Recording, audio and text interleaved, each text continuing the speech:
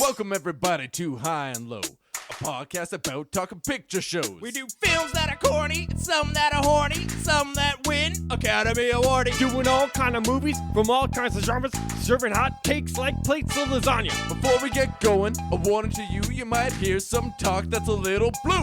We sometimes cuss and we sometimes curse. We like to do it off the cuff and don't rehearse. Now, if this sounds like your kind of show, Tune in, Drop out, this is High and Low.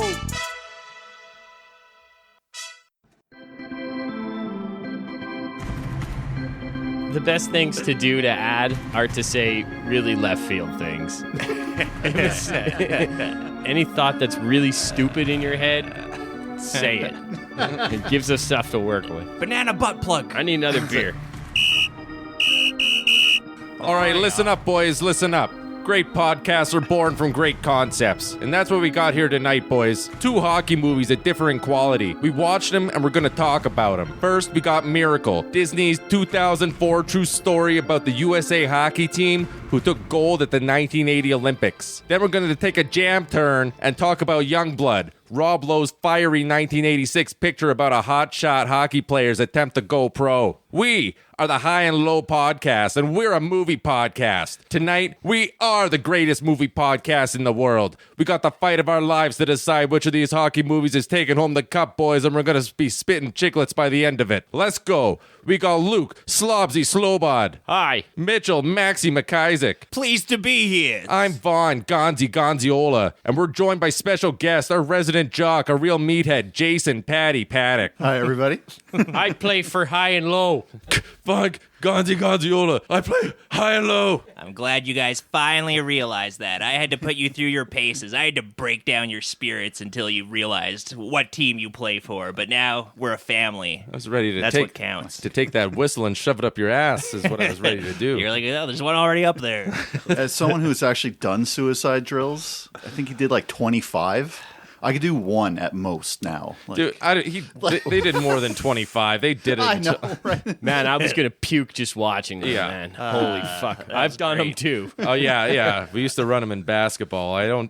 I quit playing hockey before you started doing suicide drills. I quit when I was like 8. I'm like, it's not for me. It's 10 times harder in hockey than it is in basketball, I swear to God. We made a teammate do a lightning drill during play because he lost a bet. Oh, It's yeah? the first game of the season. Ref drops the puck and he's skating line. So Did he puke? no, but he got off the ice right away. The other team's defenseman was like shadowing him, thinking he was like cherry picking. And it's just because the puck was in our zone because we're playing 5-on-4. They weren't laughing. They were actually confused. Yeah, they were actually confused. Nobody told him that, like, what's he doing? It's like, Should have taken advantage. Yeah, he should have turned that last one into a breakaway. He is village Well, he was idiot. offside. Oh, well, thanks for coming out, Paddy. You have a history. You play hockey. You're a hockey guy, so we thought we'd have a hockey guy on a hockey podcast. I've strapped on the skates once or twice, yeah. Yeah, we've got you on our turf now. Yeah. Now you're not giving us swirlies. We give the swirlies on the podcast. You know, we're all Canadians here. I'm sure we've all strapped on the old skates every once in a while. Shaved another man's scrotum. Another man's scrotum. Yeah. Before every game. Before every game. Before every podcast. Nothing but shaved scrotums in the dressing room, tell you that. Nothing more refreshing than the feel of a breeze coming off the ice on your freshly shaved scrotum. Yeah, if you're playing with a shorn scrotum, you're not wearing the pads below the belt. You got to let that air out for a couple minutes. You got to show off. Just the chafing on that razor burnt sack. They did use shaving cream. That was nice. That was nice. Of them. And a straight razor, which is Old school. better, but more intimidating. It's intimidating. Yeah, it's intimidating. Yeah. That's a close shave. You ever had a straight razor shave? Not on my nads. No. On my face, sure. I'll introduce you to my barber after the show. I'm my haven't barber. I'm the barber. I'm the barber. Look at me. Look at me. I'm the ball barber. He's going to give us all some straight razor haircuts after the show. A hockey season is upon us. We figure we're talking hockey. What's everybody's experience with these movies? You seen Miracle before? No. No, actually, no. Okay. I saw it back in the day, back in 2004 when the movie came out. I was there, Gandalf. Yeah. 2004 when when Miracle 20 years ago, Gandalf. I saw it in theaters too. See, I was like, why the fuck do I give a fuck about some American team? In 2002, when Canada played the United States in the Olympics and we won our first Olympic gold medal in that huge fucking awesome game, Jerome McGinley scored 2 goals. Like, it was such a story. It was like our miracle. Yeah. And that was a couple years before that. And then people were like, well, this was the miracle on ice. They beat the Soviets. I'm like, I don't give a fuck about them. Well, I got my guys here. Yeah.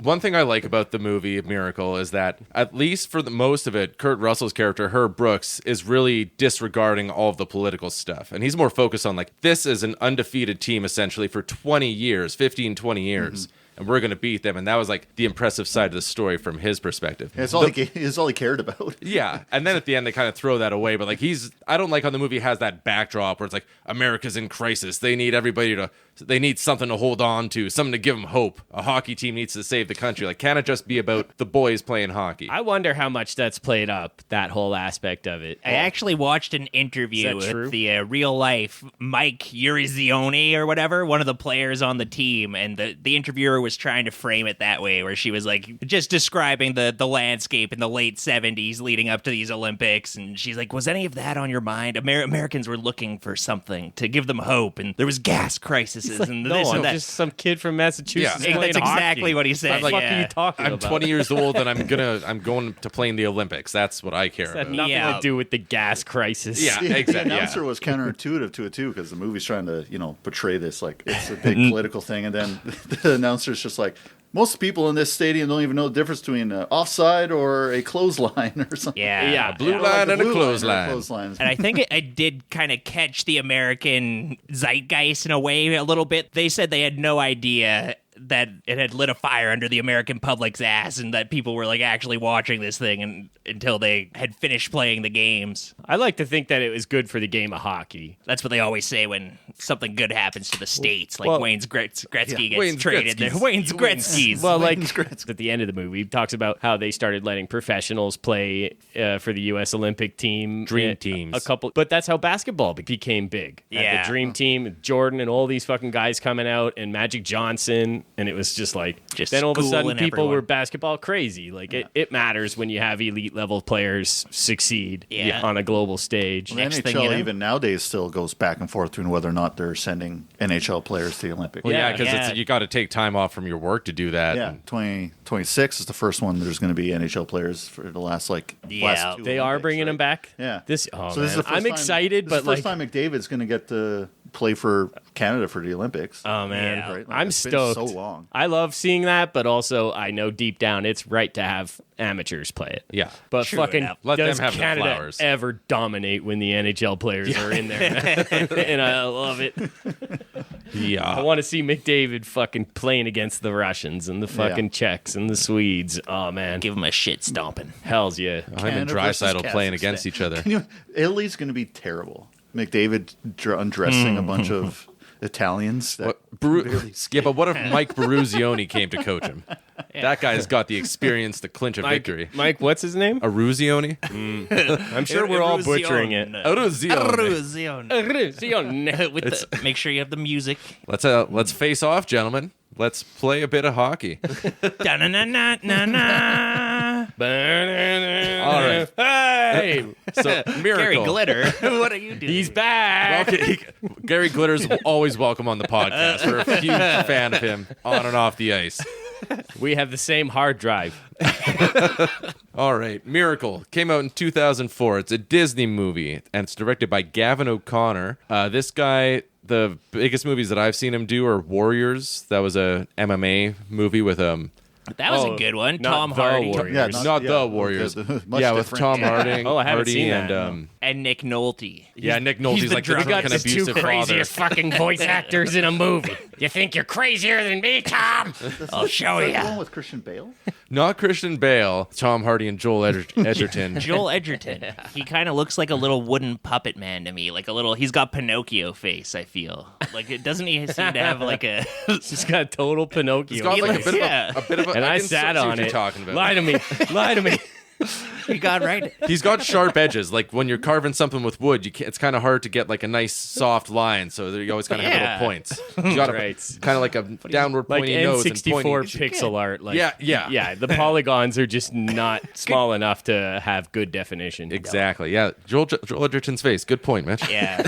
We mean that as a compliment. This isn't a Dovey scenario. Robert Dovey.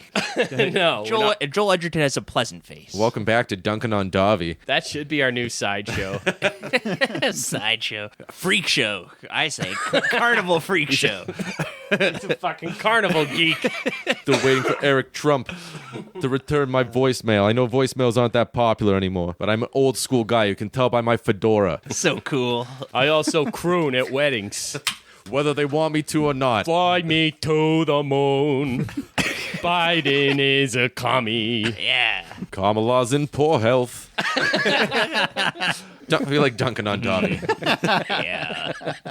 Yeah, he was in the License to Kill James Bond movie. Okay. Yeah, he was the main baddie. And he played Brezhnev and Reagan. Yeah, that was the much greater role. Yes. Important for America and the rest of the world. All right, so Miracle opens with a bit of a montage outlining some highlights of the 70s. You're learning about the constitutional amendment. Vietnam War is kind of come to an end, or it's happening. There's women's lib going on. The USSR defeats USA at basketball. We must whip inflation right now. Jerry Ford's president. Yeah, it sort of devolves into just a greatest hits of the 70s. It goes on for a long time, too. It goes through, like, every year. Well, it's the opening It did credits, seem to so go it on has forever, time. didn't But, it? like, Yeah. it's just the boomers taking a victory lap again is kind of the impression I got. And it's Remember like, how we made the cone heads? Yeah. That was our generation. Yeah, Cone the heads. 1970s. Hey, remember the bicentennial?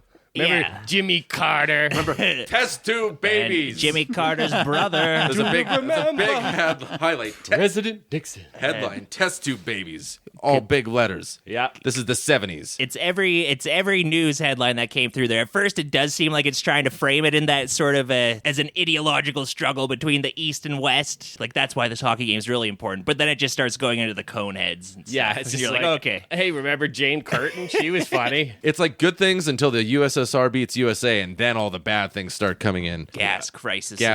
Jimmy Carter. Jimmy Carter is a bad presence. He's a force of a great evil. Like, boomers just can't stop hating him. They dunk on him every chance they get. Last episode we talked about Reagan, just to bring Paddy up to speed. They just take a good 5 minutes in that movie just to make fun of Jimmy Carter. They stop everything and just make him. When we saw Jimmy Carter had won, we knew that communism would take over America in a matter of weeks. Yeah. His weak policies and his lack of masculine stature made them ripe for the plucking.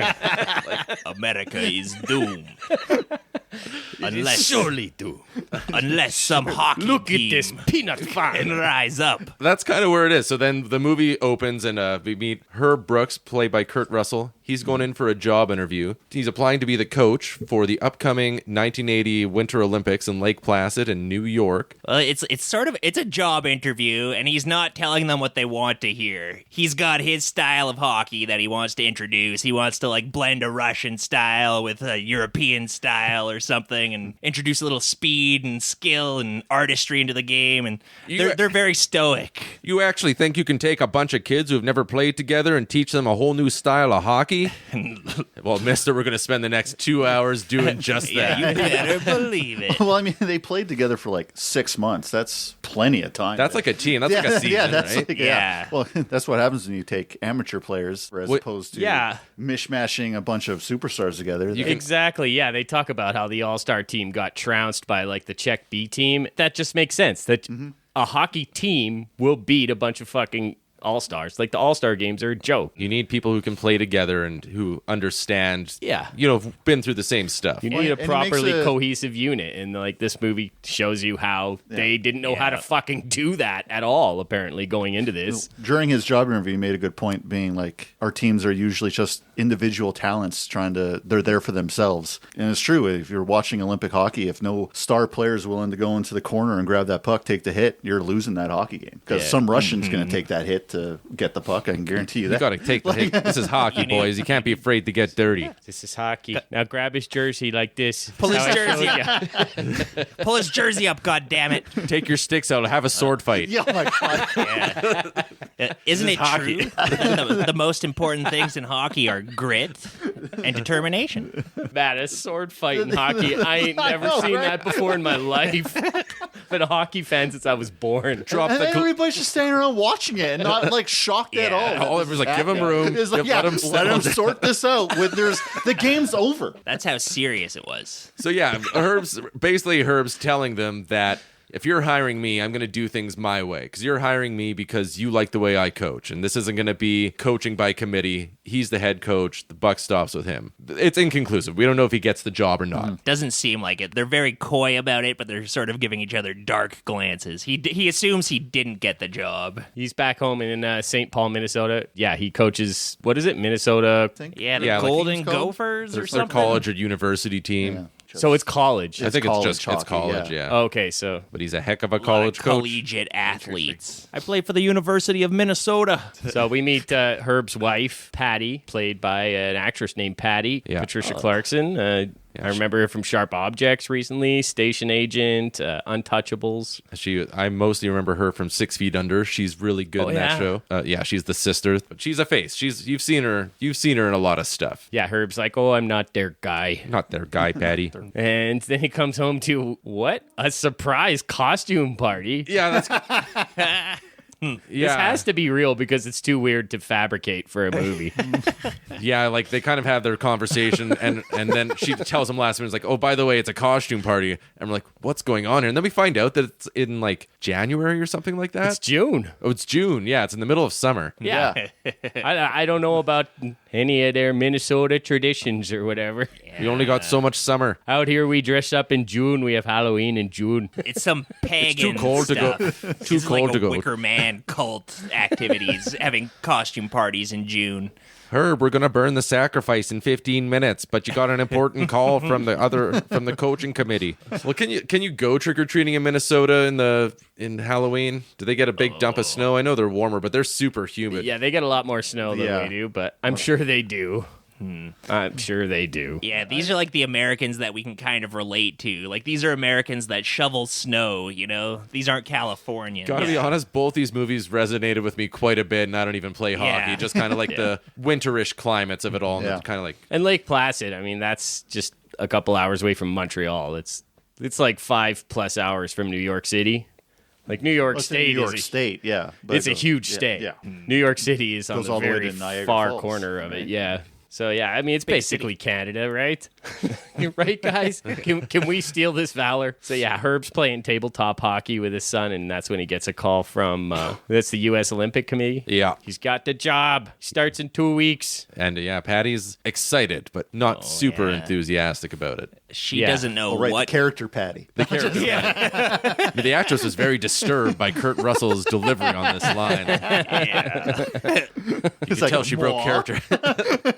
We watched Paddy, our podcast friend here, have live reactions to this movie. That's what we're talking about. I was quite disturbed. There's an idea. We could do a commentary podcast of us giving commentary of making our friends watch weird shit.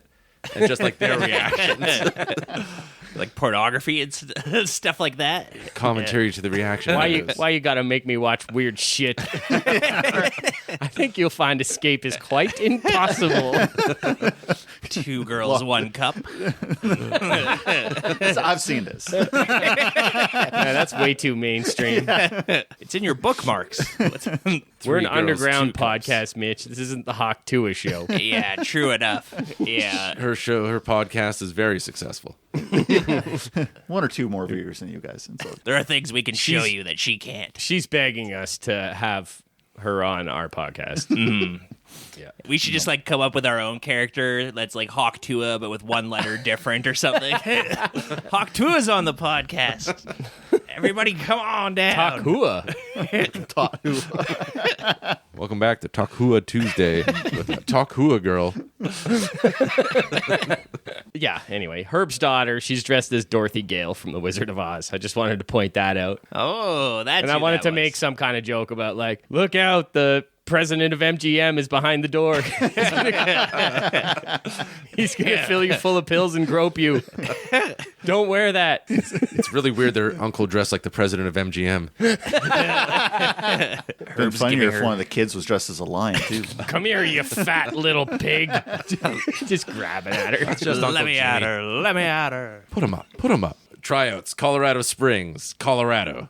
7 months until the opening ceremony. Now we get a little bit here where we're meeting the gang. We're meeting a bunch of different hockey players. Lots of young lads skating laps and having a scrimmage, taking shots. Mostly guys from Boston or Minnesota or Wisconsin. Some New York.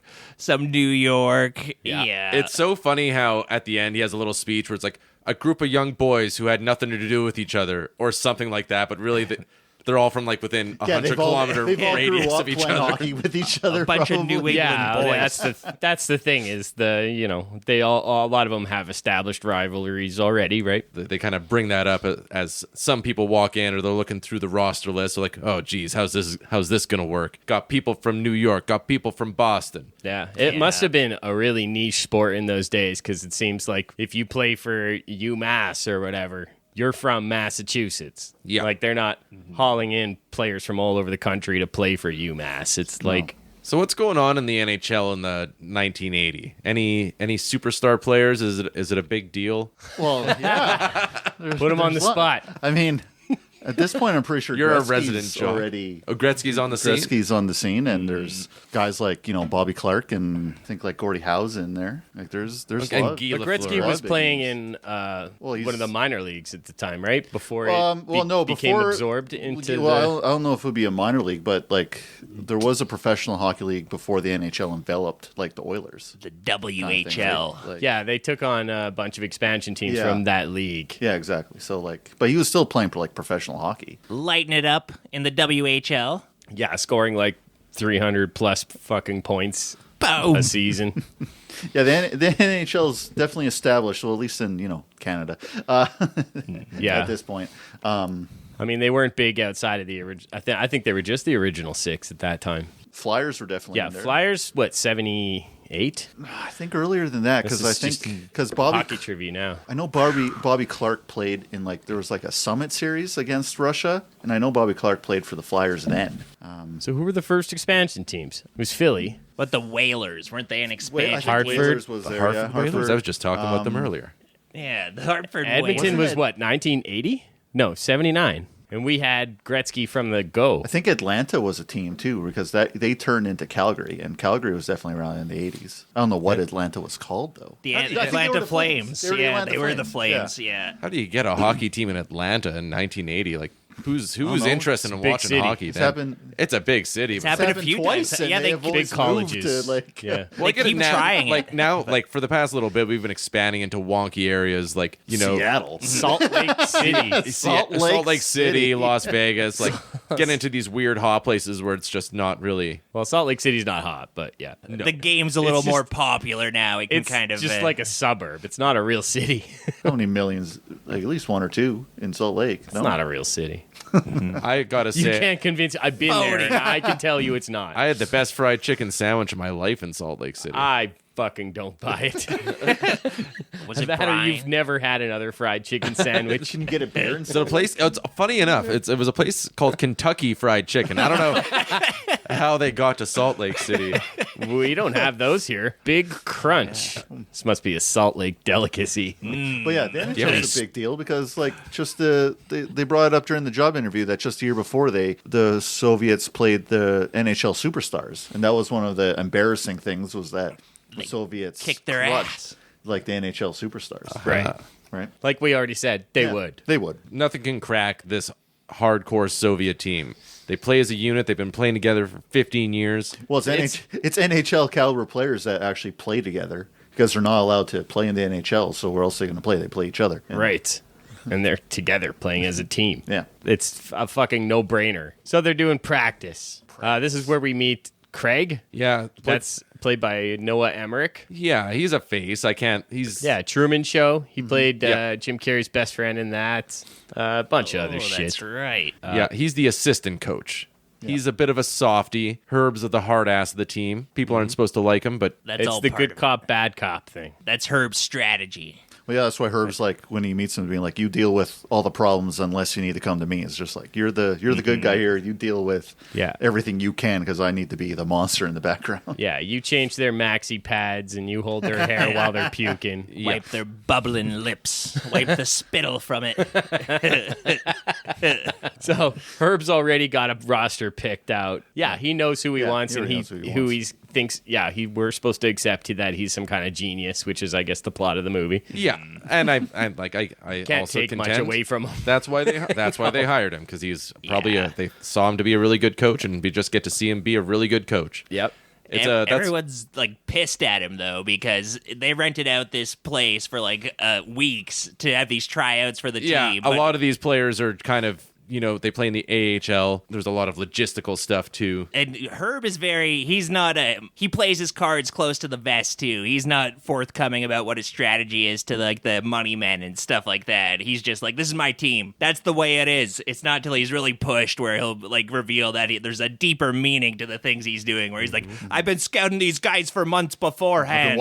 Every single one of those players was chosen for a specific reason. I've seen them. I've watched them. I coached a lot of them. Yeah. And the ones I haven't, I've spoken with their coaches and scouts in the area. I know who I need to compete, and the team I've chosen is it. That's the thing about hockey is maybe these fucking suits don't understand is it is more of a team sport than most team sports. Yeah, Those 100%. stuffed Like you shirts. can have a Gretzky on that team if nobody knows, if you don't have a fucking Yari Curry and a Glenn Anderson and a fucking Marty McSorley and fucking, you've got to have the right team together. Like you can't just keep passing the ball to Kareem Abdul-Jabbar and letting him fucking score. It's not that kind of sport. Exactly. No. If you have a Dean Youngblood on your team, you need an enforcer. Yeah. He has to be protected, It is different than the next movie where it is really all about more or less us superstars saving the day. Yeah. This is about the team. So we get to see him cutting all the people. He reads out the names, everybody makes it, and everybody's sitting on the bleachers. Take a good look, gentlemen, because those are the ones getting off easy. Easiest part of any coach's job. Yeah. The cut. Ralph Wiggum, you're cut. They went the bitch way with this one and just named the players that made it as opposed to naming the players who did it. Yeah. The following cuts will be read in alphabetical order. Aaron A. One thing I like about this coach Herb is that he's very devious and sadistic. So, they should have cranked that up a bit. That should have been something he did. Like, read their names off one by one.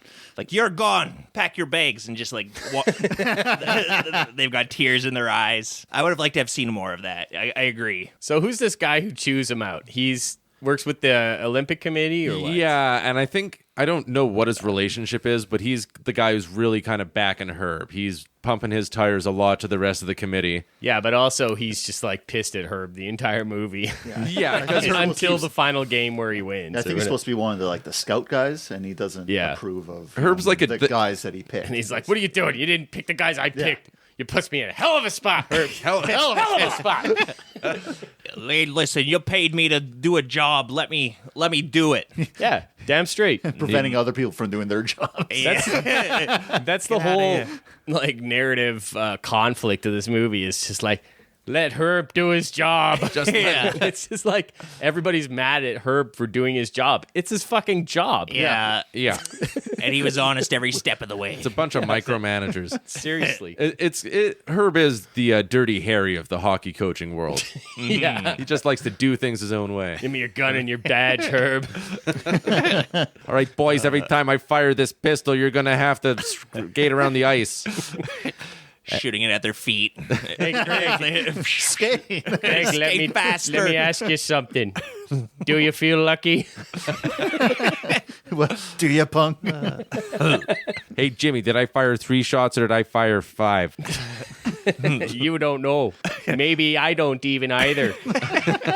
I mean, speaking of bluffing, he's got this weird quiz that he gives all the guys to do. Yeah, he gives. I wasn't clear on the details on this either. It's like a ream of paper. It's a massive booklet of questions. It's an IQ test. Yeah. It's like a psych test or something. Like one of those Myers-Briggs personality tests or something. It's like 500 questions. It's all random stuff. It's like the GOAT in Fallout, that test they'd give you in the vault where it's like, you find an old lady in a hallway who's needs help with her groceries. What do you do? It's all like crazy questions. Why does she need help with her groceries? Yeah. Why don't I help her with the groceries? It's the Voight-Kampff test from Blade Runner. Yeah.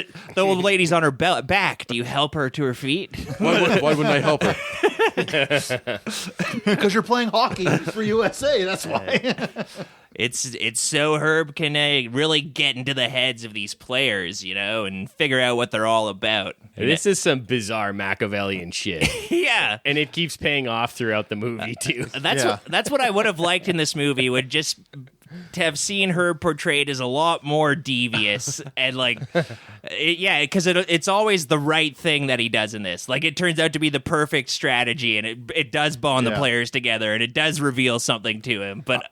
I don't know. It is such a fucking bullshit, though. Like, he's just like, oh, did you do the test? Yeah. No, I didn't. Oh, good. You passed it. Yeah, that reveals something about you, too. Oh, did you do the test? Yeah, okay. Whoa. These are good answers. Okay, good job. You also passed it. You also passed. You look like you and me could be friends. We have a lot of similar interests and personality traits. I'm an INTJ. I also like movies. I don't like smokers. This is my Tinder profile. Swipe right if you want to play on for the USA in the Olympics. I won't swipe right if you agree not to tell somebody how we met. We get to know the players a little bit right here. They're kind of having some... They're beaking. They're chirping. That's what you call it, right, Paddy? Yeah. The chirping felt very early 2000s as opposed to 1980. So these people aren't actors. They hired hockey players and taught them how to act. I do appreciate that, because you can tell during the actual hockey scenes, these guys can actually skate, and they're not like doubles. The games look really good. Like, they're terrible actors, but Yeah. the hockey was good. Like, the passing was good, and definitely the best part of this movie was the hockey action scene. Even just watching them do their drills, it's like, fuck, man, they're all doing it. Yeah. They're Right. And they're not doing stupid plays like the flying V or something crappy, right? Like, quack. It's like quack. It's like drop passes to actually somebody is going to do something. So they didn't hire Daniel Day-Lewis to star in the hockey movie so he can go back to the 1980s and learn how to chirp like they did back then. Yeah. So they're chirping like they would. I think your mother's a whore. 2003 or 4. Yeah. I'm guessing in the 80s You a lot are more gay, sir. Yeah, insensitive. What kind of a shot is that? Probably slurs about sexuality, racial slurs, comments about mothers. It's probably was similar to what Xbox Live was like when we were younger. Yeah, I just recently watched Sleepaway Camp. I think that movie's from about 1980. Oh, yeah. Right around the time the Miracle on Ice happened, and it's set in upstate New York, and it's cast by actors from New York. Yeah. But yeah, the homophobic and the ugly and just the mean slurs you heard. I was like, oh man, this is the truest playground fucking cruelty that I've seen in a movie in a long time. Yeah, like Stephen King style bullies who carve their name in you. Well, not that over the top. But this is a Disney movie, and it keeps it reliably PG. Yes. Whereas I'm sure they were fucking shaving each other's scrotums. Oh, yeah. Yeah, that's what I was thinking while I was watching is these college-age Olympic athletes were probably a bunch of wild animals. These guys were probably savages. Yeah. Oh, and they're the fucking home team at the Olympic Village at Lake Placid. They were tearing through that place. They must have been getting. I don't know. Herb might have gelded them before the ceremonies or something. Oh, man. Got focus. You see those guys I just sent off? They got off easy. The rest of you are getting gelded. Unsullied style. Craig, break out the shears. Are you sure, Coach? He would probably just give them a chemical castration, I would imagine. Slip something in their drink, and, he's like, if you play good, I'll give you the antidote. Well, hey, boys, I got you guys a keg. You just see him injecting this fucking... You want a beer? I got a little concoction from Dr. Silverstein back at the campus. He owed me a favor. You ever want a hard one again? You better win the Olympics. Give you the antidote. Only I got the antidote, boys. I'll give you the high hard one. That's the type of devious. That's what you want from Herb. The high hard one, boys. If you want to get the high hard one again, you fucking better bring home gold. No, we know those Norwegian girls aren't going to want you with a little limp softy. So where are we at here? So yeah, I think we're still beaking in the bar, right? oh yeah. So they're beacon in the bar, and we get a little bit of exposition here where. So we learn some of the intra-team conflicts that they're going to have to overcome. One of the guys, Eruzione, he won the championship against O'Callahan's team and a couple other guys. So they kind of hold it against them here. Mm-hmm. And I'll be honest, it's hard to tell these guys apart from one another. These guys are all identical. They're all white guys with the same hockey hair.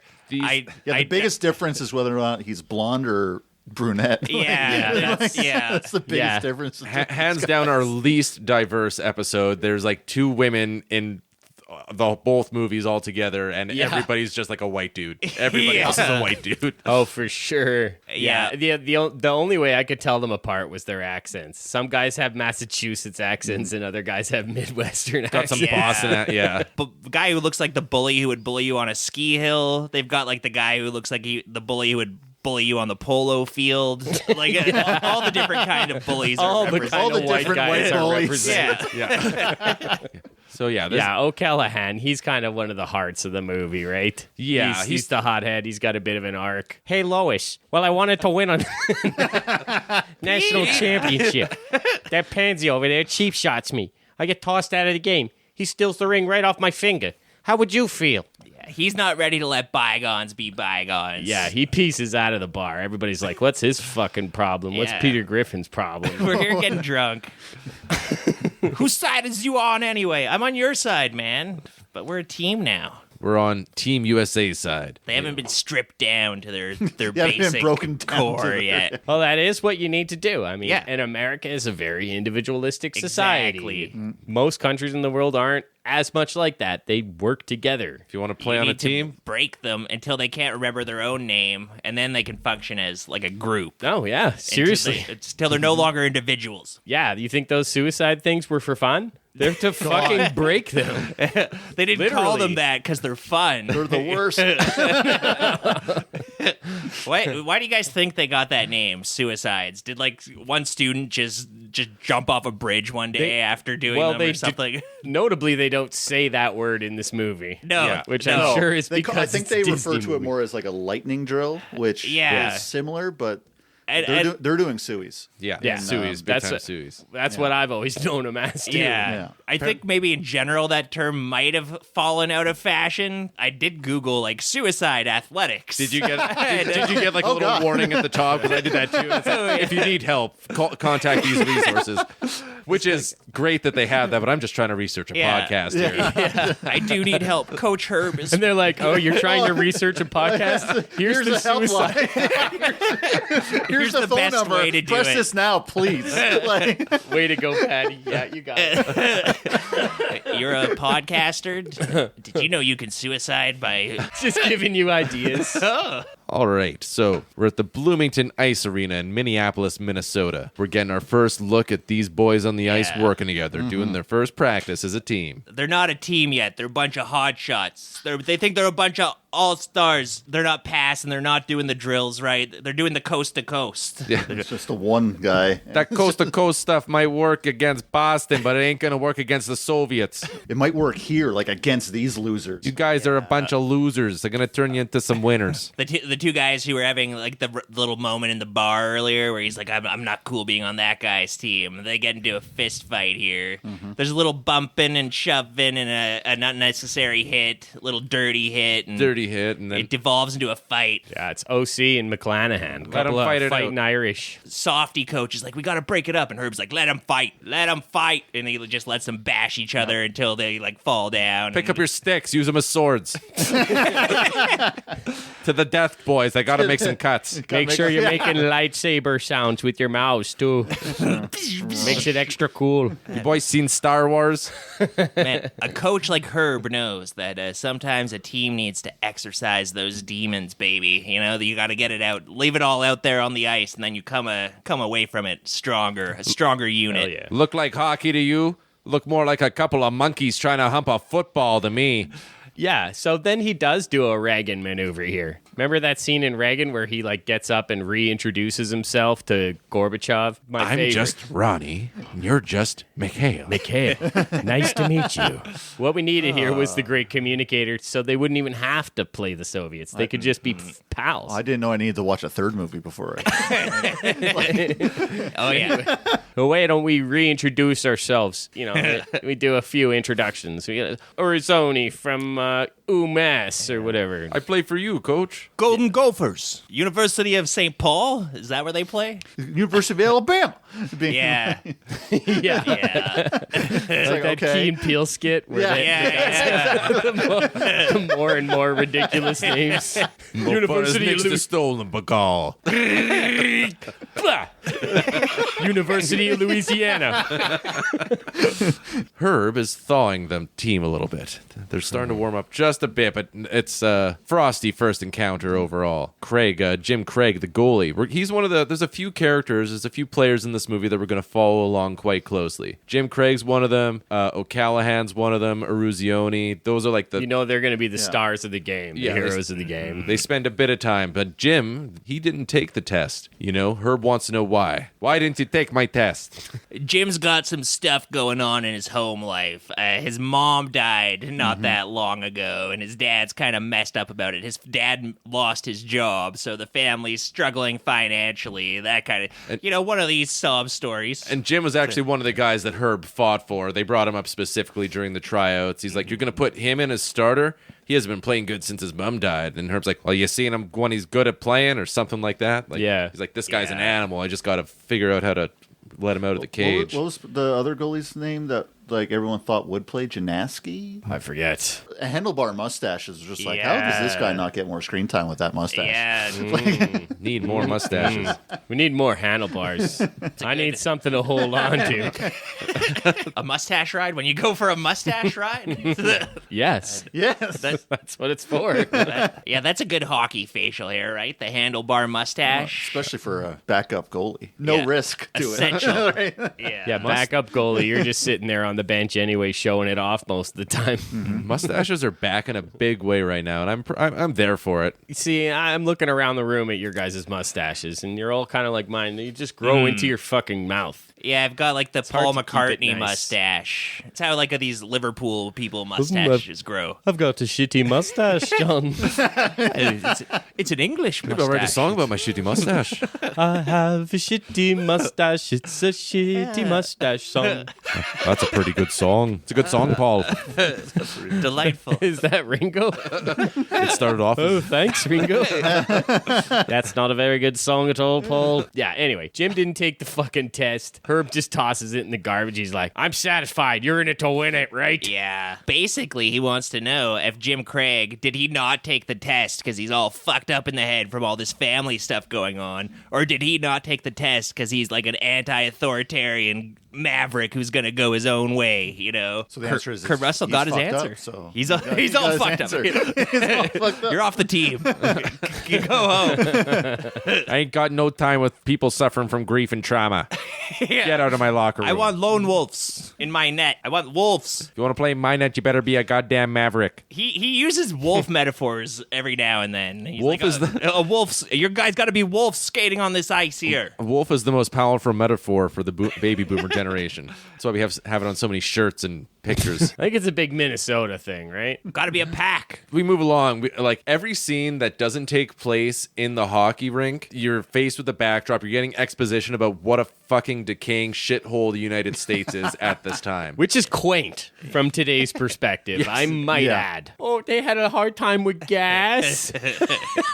You had to wait in line to get gasoline. Oh, from my 2024 eyes, that shit is just fucking adorable. Meanwhile, they've all got 3 houses and 5 cars. Yeah. I they're wish a 17. hockey game could make my life better. I guess I'll just sit in my home that I bought for $50 in my cabin that I bought for $25. My CEO job I got after high school when I walked into the factory and shook the owner's hand. What a horrible time for America. So yeah, they're in a long queue for gas, and that sounds like a kind of a fun time. Yeah. It's literally signs like, Yeah. we have gas today. Like, Yeah, and it's limited. It is a serious fucking crisis. I've never seen anything like that. No, the worst we get, a couple of our gas stations will have a long lineup if they have cheap gas. 2 by my house are the cheapest in You're town, talking and they're Costco? always lined up. It's annoying how it blocks up traffic, and I can't go to those stores because it's impossible to get in at any time. Hopefully that'll all be better once Jimmy Carter's out of office. Yeah. Goddamn communist peanut farmer out of office. With his solar panels. So, yeah, they kind of philosophize about the Cold War a little bit. Craig asks Doc about Herb's hard assery. He's going to wind up with 20 players who hate his guts. Well, maybe if they hate him, they won't have time to hate each other. Mm-hmm. I don't know where the dog's from, but he's got some sort of... He's Russian, I think. Yeah. Yeah. That's why they did so good in cardio-wise. He's Oh, Dr. lad, Strangelove in this movie, basically. Yeah. The dog has a prior relationship with Herb. They've worked together in the past, so he kind of knows Herb's beats and personality. Or he might be the doctor for, like, the Gophers. Whereas this Craig guy... Doc is secret KGB. He'd been like- spying on this Herb Brooks. I told Knew Herb, he would destroy communism. we must bring Soviet-style hockey to His America. job is to make USA's team fail. That is his sole job. Herb Brooks was too smart to let Making up- Zamboni drivers form union. We could never defeat him this way. We knew then the USSR was doomed. Doc just gives the entire team smallpox. That's what I do. Faking injuries. He has got a ligament tear. No, he doesn't. It's kind of weird how every doctor for Does Russia- now. He does not. Slices their Achilles. He'll never walk again. Tragic. But it's funny how every Olympic hockey team doctor is Russian. I've always thought that was strange. Yeah. Then Not it'll anymore, spread they're far not. and wide. Not No. anymore, they're not. They don't let Russians anywhere near the fucking officials in the Olympics now. Okay, so then we go back to the Herb residence, and he's studying his reel-to-reel tape. He's boning up on his Soviet hockey maneuvers. But then Paddy comes home, and she's kind of a bit flustered because Herb's been shirking his duties a little bit, making Paddy do. They got 2 little kids, What's his duties? Taking care of the kids? something like that. Does she work? She had an issue where she had to make 2 pickups at the same time in different places, and she just physically can't do that. Okay, so she had a bad day. It's just a normal marital argument. It felt very contrived to me because Sounds like a skill issue on her part, probably. Yeah, it's a scheduling issue. this was the plot beat. They got to a certain minute in the runtime, and they're like, okay, we need a beat of family drama right now. And it does feel very contrived. You've got Herb. He's this hockey coach. This is the pinnacle for a hockey coach, right? Coaching the Olympic team. Like any athletic coach, that's like the apex of your career. Give up on your dream because you got to pick up your kid from school. Yeah, and it's not like this You is can a take the 9 to bus. 5. Like this is a certain period of time, 6 months of his life or whatever, where he's going to be really busy and have meetings and all. So it did feel like a little like really she's mad at him because he can't pick up the kids from soccer. What we find out is that it's actually a deeper issue. She's mad because he did all of this without even discussing it with her. It is just It's his job. He's coaching It's hockey. not even a job. It's his dream job. He's a hockey yeah. coach. Yeah, And I think her also- point is she just wanted a heads up is all. And But, but she knows that he's coaching the That's Olympic what he was team. striving for like the last 20 years of his life. Yeah, basically. I think like she knows he applied for the job. She's the and queen got of the job. fucking harpies. Yeah, she's a real bitch. It's I don't even think she's that bad. No, She vents for like 2 minutes, and then Herb's like, "You're right. I should have told you," and then she's fine for the rest of the movie. or that's exactly Just it. want some acknowledgement. That's exactly it. Pretty much, you know, yeah. It's whatever it is in the movie, half an hour in, they're like, we need a beat of family drama. Not too much. Just put that little beat of family drama, and then it glosses over, and they apologize. Or just any sort of drama, because what is it? It's if you didn't have that, you're just watching people do suies for 2 hours. Yeah, exactly. You need some stakes. Every sports movie like this has some sort of additional drama thrown in aside from just the team winning or losing. There's got to be something. I kind of think this movie's like the Rocky IV of hockey movies, even though later on it gets... The other one actually rips off Rocky IV, but Youngblood rips off Rocky IV, but this one thematically is like the Rocky IV of sports movies that isn't Rocky IV, right? It's like... Underdog team. Yeah, this team's got to redeem America in front of the Soviet Union. Yeah. Mm-hmm. Yeah, Reagan was in his second term. He was senile. Somebody had to do something, whether it was Rocky or Youngblood. Won't somebody please punch a Russian? Please. America's dying. They need you. Well, this White House used to mean something to me. Help us, Youngblood.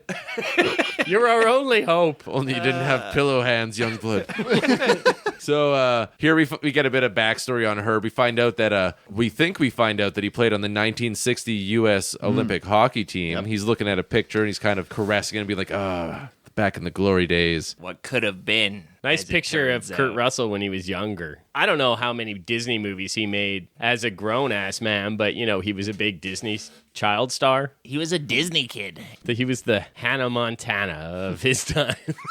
I think Walt himself gave him a pat on the head and a slap on the bottom. Yeah. Take these amphetamines. I'm Kurt Russell. I stay in character as a Midwesterner. Yeah, anyway, there's a picture of him, and he looks like a hockey player. Mm-hmm. Yeah, Kurt Russell's got a bit of a bulldog build.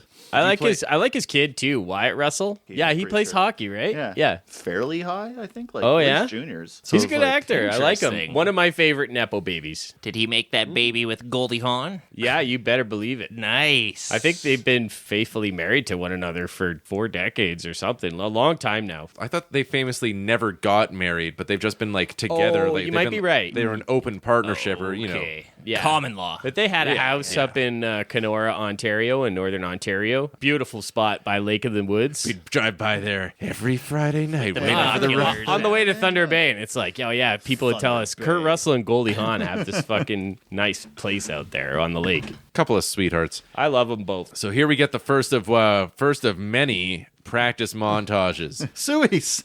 Yeah, they're doing their suicides.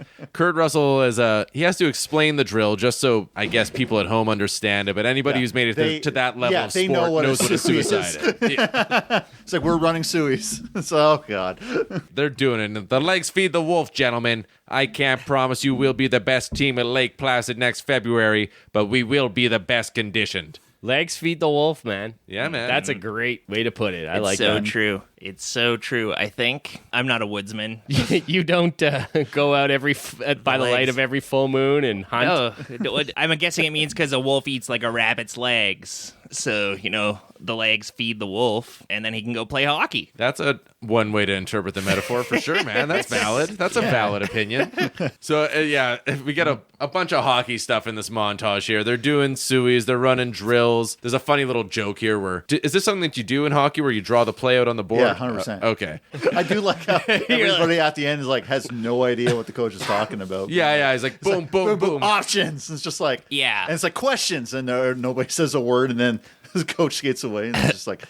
Anybody know what the hell's going on here? What the hell's he talking about? No clue. Yeah. Throughout the montage, it keeps cutting back to his board, and it's just getting more and more complicated diagrams on it. And there's crisscrossing lines, and it gets like that in at that level of hockey because in earlier hockey, it's just everybody has your position. This is what you're supposed to do. But once you get higher up, you're expecting the people to then cover you. So it's just this guy's moving over here, and then to cover other people's positions as they're doing something else, right? So too advanced. So that board is going to get messy real quick at it looks like an Olympic asterisk level hockey for He's sure. just drawing asterisks on there at a certain point.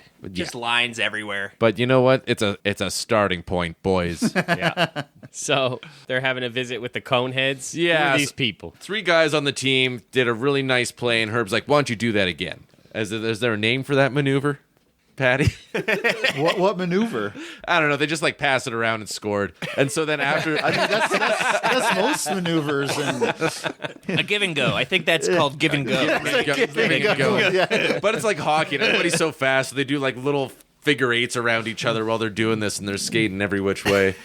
It's pretty cool. So, anyways, these three guys. Yeah, this movie doesn't get bogged down in the details of coaching and strategy or even the rules of hockey. Really gets. Oh yeah, like, I'm pretty sure when they scored that goal, and it was just like, I'm pretty sure they were offside on that play. When I was watching, it's like offside, and then it scores like, nice goal, boys. It's like, run that play again, boys. That's what an offside looks like. If I catch any of you slack asses doing that again, You're off the team. I'll cut you.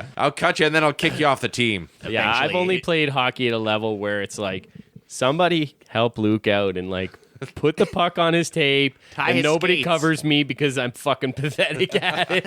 And it's like, oh, here, this one's for you, Luke. And I'm slowly skating up to the fucking slot. He's like, the one kid. Oh, I got this one. I got it. And they put it right on my tape, and I fumble it and miss the fucking net. You're the one kid. You're the one kid in the league who they still let you keep the chair Skate Luke into position. I can skate backward, but very slowly. in a line, straight line back. No fancy maneuvers or dipsy doodles. Right into the boards. But those three guys who got the offside goal impressed the hell out of Herb. So then he brings them in, and I guess everybody's calling them the Coneheads, which we remember from the opening the opening little montage there. Everyone was Conehead crazy. Couldn't drop a hockey puck without talking about Coneheads. So at my work, we called the customers that walk in Coneheads. That we mostly deal with shops, professionals, right? But we have a storefront where it's people who come in and they're like, hey, I've got rust on my bumper, or like, I fucked up my fender. Can you help me fix it? Or tell me what I need? And it's like, dude, you need a professional. But like, they think like for $30 they can fix their car. Oh man, it's Conehead City up here. don't you need like a police report in order to do body work? That's Like, not our problem. That's fair. Do you know any body shops that are really good at painting over blood splatter? Yeah, I got one for you. I'll say it off mic. There's a lot of animals who like to walk on the roads in Edmonton. Be a shame if something happened to them. These people are animals.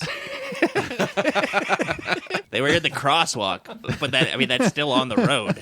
So yeah, Craig, assistant coach, he's like, yeah, Coneheads, you know? Dan Aykroyd, Jane Curtin. And just like Herb just looks at him like with a blank stare, like, oh, I guess that's just a little off your radar. Herb's a hockey man. He's not into Yeah. This guy's SNL. he's got blinders on all the time. Yeah, I don't know how you missed the first couple seasons of SNL when that's going on, but there you are. Well, that's why he's coaching the Olympic team. Yeah. He goes to bed at a reasonable hour. Doesn't stay up for It's too hot for prime not even time. for a fellow Midwesterner like Lauren Michaels.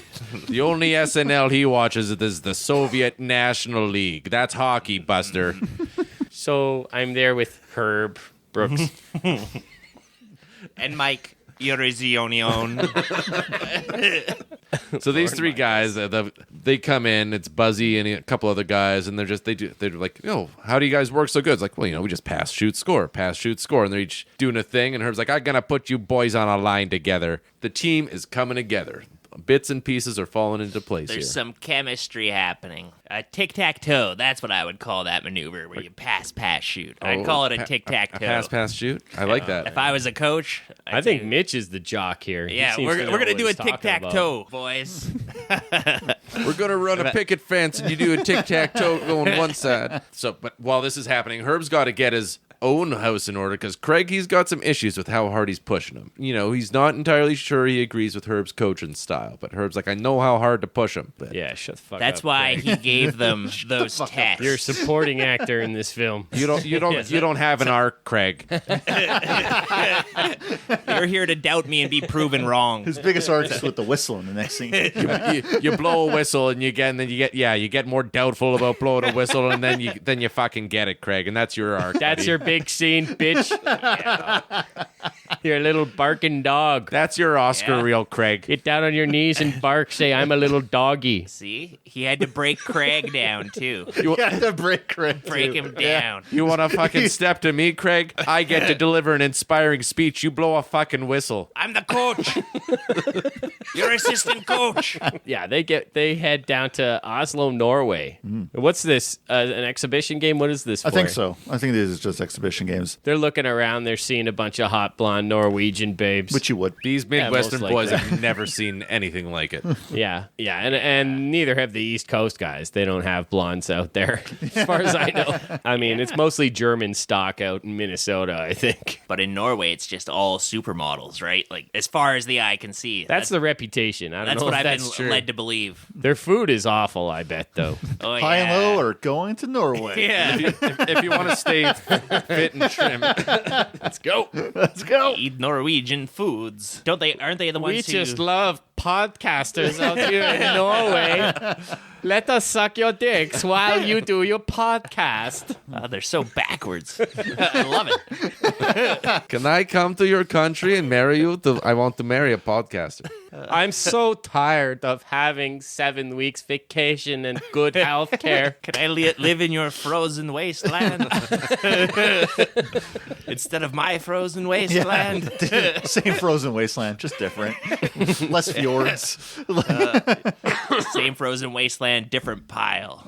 So yeah, the boys So- are all pointing out all these hot blondes in the crowd, and Herb's not. He's getting pissed. yeah. At one point, did they say like, did you see the rockets? The couple. I remember. The Rockets. That's a very like newer term. I think. They've had the rockets since the space race, Paddy. Well, I mean, when talking about females, When I think of a rocket, like, that's a phallic shape. So that shouldn't be a name for female. That should be a name for guys. hockey boys are weird, man. I don't know what to tell you. In hockey, is that what you say when you look at a woman? It's like, wow, look at their rockets. You should Well, they say, all- like- that Norwegian babe know. gave me a rocket. I imagine it comes from like they're giving you a rocket. Okay, So it does. Okay, maybe my freak isn't as strong as I thought. That's too complicated for innuendo. Well, I'm about to blast off over I just, here. I just know attractive ladies are known as rockets to hockey boys. Okay, I did not know that. Hey, Lois, this woman gave me a rocket. Not a rocket. They just Hey, are Da. rockets. I'm a rocket. Those delicious candies. Rockets. Okay, now you're really bringing your expertise. You're really showing your value here, Patty.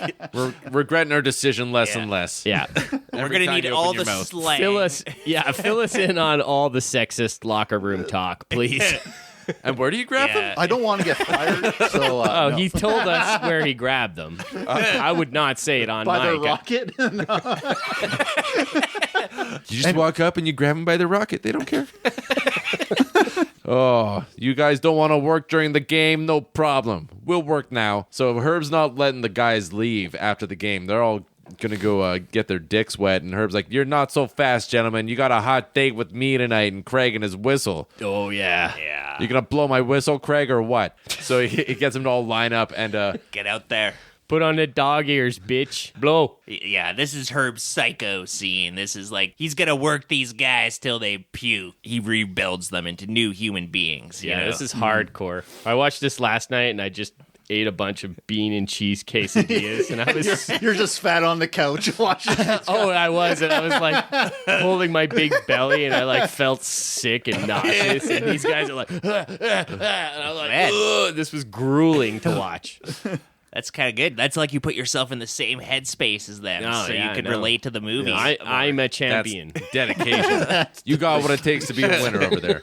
So yeah, Herb's making him do sueys, and he's just making Craig blow the whistle again and again. Again. Yeah, everybody's upset. Assistant coach Craig, he's like got tears in his eyes. Well, he's like a Gorbachev, crying while he's blowing the whistle, and Oh, he's crying.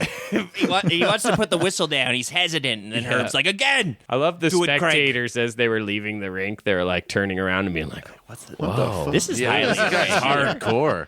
grudging admiration, some of them. Yeah, there's a not quite a crowd. Most people are leaving, but some people are just looking over their shoulder. And his buddy, his kind of guy who has his back, sticks around too, and he's kind of watching till close, longer than anybody else. Mm-hmm. And I don't know what maybe he's thinking this guy's got what it takes, or maybe this guy's going to break him. Yeah, he keeps making that whistle blow, and those guys go back and forth doing those sueys up and down the ice. We got to go, man. Rink manager wants to go home. He's like, just tell him to leave me the keys and I'll lock up. And like, holy shit. The name on the front of your jersey is a hell of a lot more important than the one on your back. Get that through your head. Again. And the scene goes on, and they are puking by the end of it. It's key scene. The doc is like Scotty. He's like, they can't take it anymore. They're falling apart. You can't run them anymore, Herb. Doc eventually is the one who gets the whole thing shut down, right? He sidles out, and he's like, you got to shut the lights down on him, or this will never stop. That doesn't stop him, though. He keeps going after the lights again. That's right. It's not until they have accepted that they are part of Team America now. Yeah, until Arusio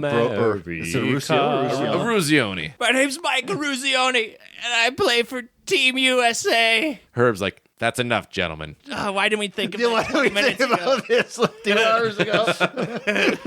I don't know, man. It wasn't that obvious. No. There's no way. I never would have figured it out. I guess he does drop the line. The name on the front of your jersey is a hell of a lot more important than the one on the back. He's so devious. Yeah. So he's like, there's my little hint. If you can't figure it out, then you'll just exercise until you die. If you want to skate for me, he's playing those mind games. He just would have kept exercising them until they died. No Olympics for you this year, America. Sadly, they don't take players whose legs were blown off running suicides in Norway. My God, they've done 20 years worth of exercise in one night. They can't exercise anymore. I thought it was really funny when, after all that exercise, literally the next thing you see him doing is pushing a plane. It's just like, these boys cannot catch a break. Hell yeah. Yeah, apparently their plane hit a moose taxiing out of the runway, and so they're stuck in Thief River Oslo Falls. things. One thing you don't see a lot of in this movie is cigarette smoking. But, like, conditioning on this level, I don't think was common in those days. No. Especially not for athletes at this level, but even athletes at most levels. Like, guys were smoking in the fucking locker room with Wayne Gretzky. This movie is way too polished. It's definitely a Disney product. Like we said in our Dawn of the Dead episode, the 70s had a smell. And this one doesn't smell like it. No. It doesn't. Yeah. It tries so hard. It's like, with the gestures, it's like, Ayatollah, Iran, and blah, blah, blah. And That's like, it. I don't feel like I'm watching something in the 70s. I'm happy they get some drinking in there. It's not as hardcore as it is in the next movie, but at least they're going out to the bar and having a couple drinks or having some beers at Christmas. They're not choir boys. They're not fucking choir boys. You're a choir boy to me. Young blood. Choir boy!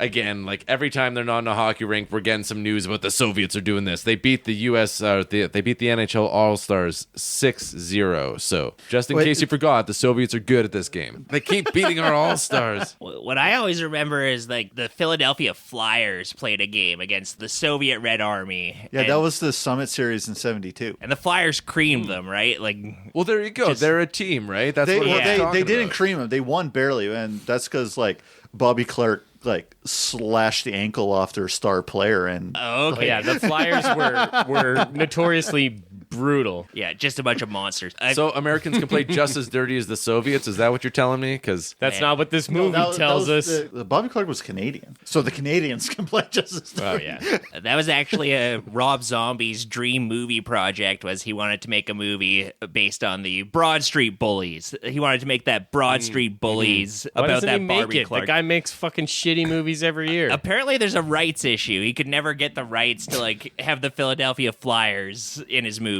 But that was like his dream project for a long time. We get some good looks at some of their star players. Boris Mikhailov is the captain. I think he's a left winger. This guy's like huge and intimidating looking. Vladislav Tretiak is the goalie.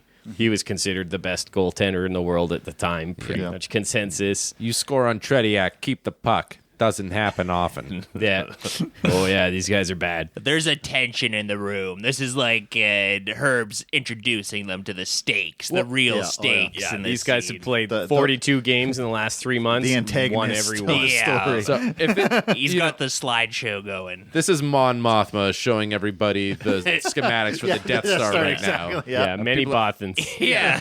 Many hockey players died to bring us these many reels. CIA agents died to show us these. You really think we can score on one with that guy? Their main weapon's intimidation. But you don't defend them. You attack them. It's true. Like, you have to fucking keep the pressure on. And that's the way it goes in hockey. Yeah, the way the Russians win, the way the Russians do it is they force everybody to play their game of hockey. Yeah. And you got to either meet them at that or force them to play your game of hockey. It's a common saying in hockey. It was like, play your game. Don't play another team's game, because then you lose. Yeah, right? Don't let them get in your head. Yeah, different teams play different games. Yeah, I'm shitting my pants at this scene. They did a good job showing us just how scary these Russians are. I'm quaking in my bootsies for these poor young American college kids. They got to fight these Russians. These are killers. These are grown commies. Well, They're Red Army, probably, right? Like, They'll crush them. They're scary, and they're experienced. That's the main thing, right? These guys have been around. They've been a team for over a decade. well, they were saying like 15 years. Yeah. A lot of them. So that's And they're grown ass men. they're grown ass men, and I really like how when they show like the kids playing them, it's like these are children playing these fucking guys with mortgages. It sells the stakes in the movies to me. Yeah. Yeah, it was good. And I was definitely thinking of how, like, not that long after this, the USSR falls, and all of a sudden, all the best players in the world just end up going to the NHL, right? Like Coincidence? So you don't really have like a mysterious Russian team nowadays who's out there. They're this mysterious force that's going to crush all comers. Like all the best Russian players in the world probably play in the league already. You'd be surprised how many really good Russian players like just play in their own league in Russia. Okay. There are still Because like lots. when the Russians field a team for the Olympics, they're not going to be this year because like I'm pretty sure they're ostracized persona for the non Italian grata. one. I think they could still play. The athletes can still play. They can't they play just for can't play Russia. under the They have flag. like the Russian. they have like white uniforms Right. or Yeah, something yeah, like yeah. that. No flags, nothing. But like whenever that. they have, it's like they've got like maybe half of them are actually NHL players. Oh, okay. And the rest of them are just like KHL players, but like they're still like NHL caliber players. They're elite. They're Yeah. elite, yeah. Hey. Like, they ain't nothing to like scoff at. It's like, oh, this guy's not even the NHL. It's like he probably could if he wanted to, right? Like, Is it Jaromir Jagr still playing? He's still playing, and he's Couldn't he potentially years be in old. I'm these pretty Olympics? sure. Is he in the KHL? I don't know what. I thought he might have been, I- but yeah, In the he's Czech- playing in the, somewhere like, in Czech Europe. league He's or something Czech, like isn't that. he? He is Czech. Yeah, I think he's still playing somewhere in Europe. I know. Yeah, he's That still handsome motherfucker. he's still Czech, skating. they had a big year for hockey, didn't they? They won Yeah. some kind of big championship this year. Okay, so we got some more training montages. They're doing drills. People are quitting or they're being cut. The goalie practice. I like. He's doing his thing. This recently kind of reminds me of something that I've seen with the Formula One show where they show the drivers. They have to like touch a bunch of different buttons the as they're reaction going time off, thing. and like basically Jim Craig here. He's juggling balls against a wall and just kind of getting his reflexes up. I think it was the coach behind him throwing the ball, and he had to catch it. Oh, that's even worse. Yeah, it That's wasn't very even, low It wasn't tech. even him throwing the ball. Like himself. that's very Rocky chasing a chicken on a farm type training. Like it's so cool when you watch training videos of NHL teams and everything nowadays. Doing something totally unrelated. This will train. Wax on, wax off, Danielson. Your dexterity will improve. This is cinematically compelling. Carry this log up this Can't mountain. just watch them play hockey? No. You need to watch them play tennis against the wall. So throughout this montage, we see they're getting better. More of what we saw at first, but they're just faster. They have more endurance. Have we ever seen a montage where somebody's gotten worse? That would be amazing. The Simpsons did it. The Simpsons did. Where it's like Bart Simpson This is quit for raising your wasting hand. teachers' valuable time. Okay, fair point. I stand corrected. There has been a montage. Yeah. Someone's gotten That's pretty much the only one. Fair point. Yeah. Boys, I got to scrap the whole team. I don't know what the hell's going on with you. after a montage. The coach gets rid of everything. You're not responding to my training. The more we train, the worse your conditioning becomes. It doesn't make any sense. You boys don't make any sense to me. I just don't understand this generation. Biologically not possible. So what generation would these kids be? I guess they were Probably- born in the 60s. Yeah. 1964. So yeah, they're the tail end of the baby boomers. Tail end baby boom. They're getting bottomed by the baby boom generation. But it's a good thing they're learning how to work hard. Yes. Yeah. Work hard. Herb's like, Hard. You better not sing a song about this training montage, Dewey Cox. grab those bootstraps, boys. Urizoni has to think about his whole life before he plays a hockey game. These guys did sui's uphill both ways. Apparently, they're going to play the Soviets. So is this a qualifying match? I think it's This is just exhibition, this one. Yeah. That's That's a weird exhibition in game. Madison Square Herb Garden. set this up. Yeah. Like that one Olympic committee guy comes up to him and he's like, well, Herb, you got your wish. You got your game, your little game, exhibition game against the Russians where, like Herb's cool. trying to show these guys the stakes, this American team. He's That's like, a really good idea, and Makes also sense. just to promote the sport, Yeah. to play in the Garden, and like give them a taste of who they're playing against. Like Yep. this is what you've been training for. This is what they're like. Buckle up, gentlemen. And man, probably got them the gold because if they didn't know what they were expecting going into that semifinal game, it's just Yeah. the reality doesn't hit until you actually do it. They kind of mentioned it a few times. The Soviet team gets like 10 goals a game every time they play somebody. It's just a fucking It's a slaughter. slaughterhouse. Yeah. Nothing really happens. Herb's trying to figure out who to cut. But again, we realize how shitty the world outside of hockey is. The Ayatollah, he's taking hostages in Iran. And Herb actually does take a moment because he's always busy with his papers about hockey and everything. No, yeah, is this a scene to more just show how focused Herb is into I think the so. team as opposed to actually showing like the turmoil outside of He still the needs game? to Like- cut a few players off this team. He has to get the team down to 20. And so he's looking at a couple of the guys' test answers or something. And he's like, how the hell am I going to cut this guy? And easiest part of any coach's job. so he's God. bringing on Timmy. This new guy shows up, and everybody's just kind of their feathers are ruffled by this, understandably, because who the fuck is this hot It's shot? like, who's this Yeah. fucking guy? Why are we bringing him on? Who's this Dean Youngblood they're bringing over from the farm? Yeah. Pretty Youngblood. boy. like at Well, this, he's got the attitude I want on and off the ice. So somebody here better explain to me why I shouldn't give him a hell of a look. because we're family. Yeah, a few of the boys pull him aside and like, we got to Oh, talk they- to you about this Timmy guy. They got his ass with that because we're Yeah. family. That was line. really the moment I well. realized how terrible of actors these guys actually are. yeah. Yeah. They're like, because we're family. It's like, ooh, that was bad. good at hockey. You couldn't do another take on that one, could you? But- Like, Yeah, we didn't get 27 takes. That, and that was the best one. That's what Herb wanted, though. He once again they played exactly into his devious hands. He set this whole thing up to make Oh, yeah. them realize that they're family. He brought in this ringer. These guys have all been through hell, and this guy, this outsider, comes in, blows in from out of town, and yeah, Herb, diabolical mastermind. Either he's going to get the better player on the team or the team's going to come together even more. But to go back to what you were saying, Pat, like, yeah, the acting isn't good. It's because they went the They're actual Armageddon hockey route. players, They got the yes. drillers and taught them how to be astronauts to make this movie. I appreciate that, actually. Like, Yeah. like, I'm knocking these guys as terrible actors, but I actually really appreciate the fact that these boys can actually, skate and pass. And Yeah, it's And they're impressive. not using doubles to do this things that they do. They look like hockey players, like the guy. Yeah, oh yeah. Yeah, they're white. They're white. He's white. So yeah, let me go to a little dinner at the Herb House again. Here we're getting some backstory. I guess Moscow might boycott the games, or Carter may boycott Moscow at the games. Yeah, because of the Afghan war, right? Yeah. Yeah.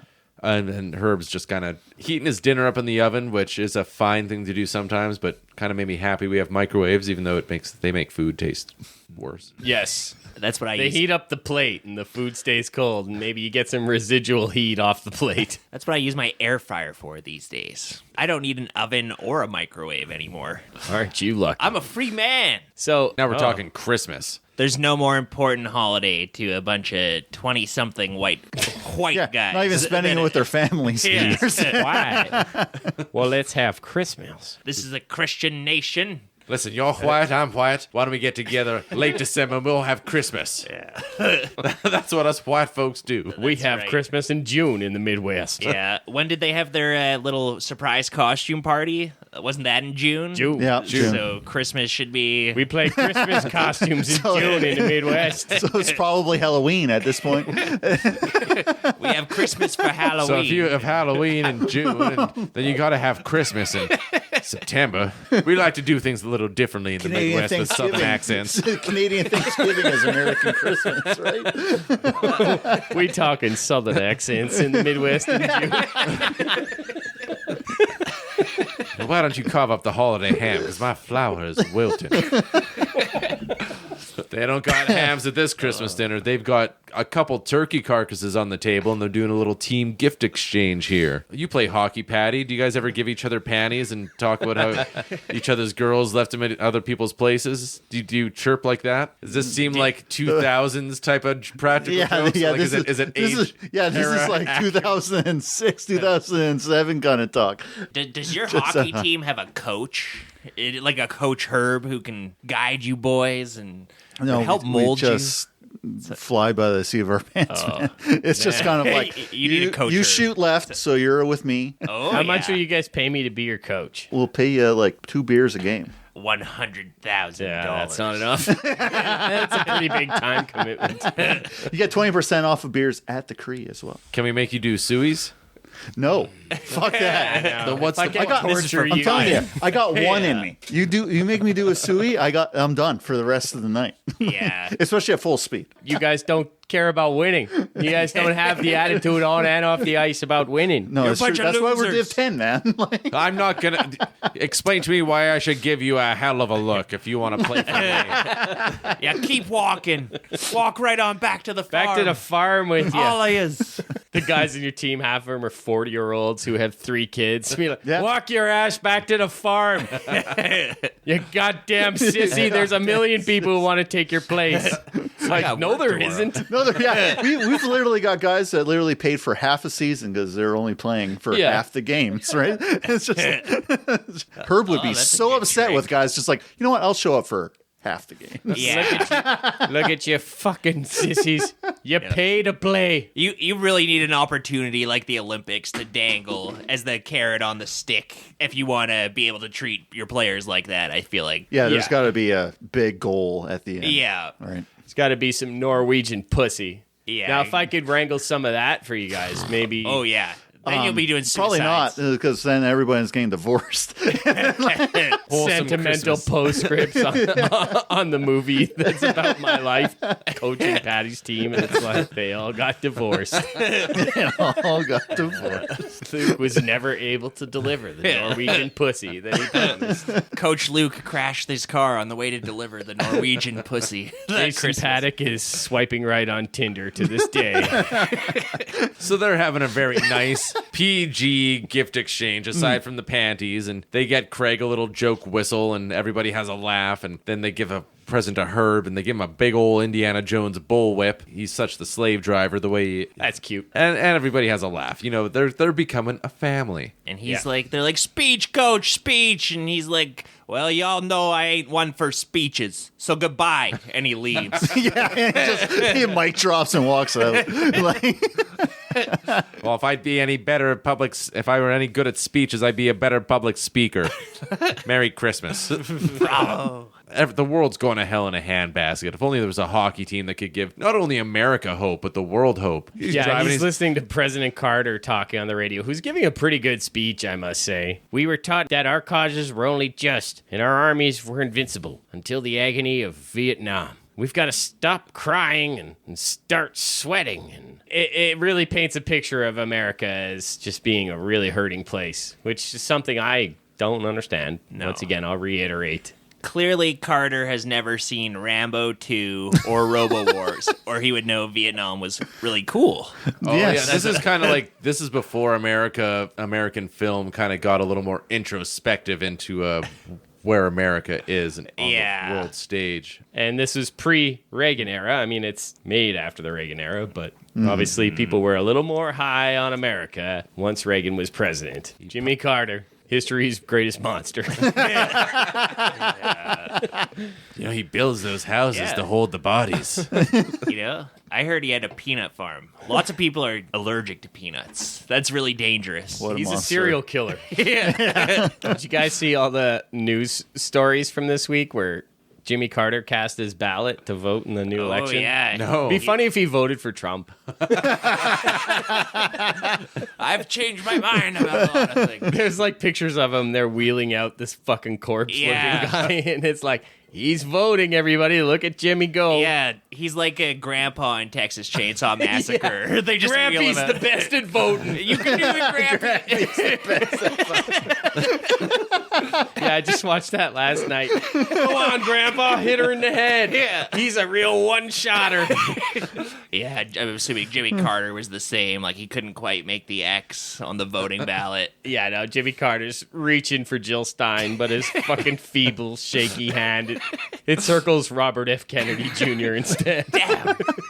His shaky hand's the reason there's all this uproar over automatic voting booths or whatever the fuck is going on with voting everywhere. Yeah. He voted 12 times. So on Instagram, I follow a few celebrity accounts, and now like everybody's coming out. Don't forget to vote. Trump's a bad guy. It's this many days till the election, and I just really can't wait until. Well, by the time you're listening to this, the whole American election cycle will be over. That's Solved, right. and Knock we'll all on be wood. worshiping our God Emperor Trump. Yeah. God, ever. Gosh. So Herb makes If it home. only times were as optimistic as they were in 1980.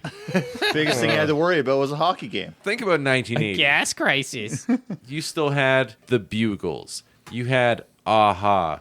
You had all Yeah. these great acts. Who knows what our future has for us? We don't know what's coming down the pipe. No. I mean, the 80s were a dark time.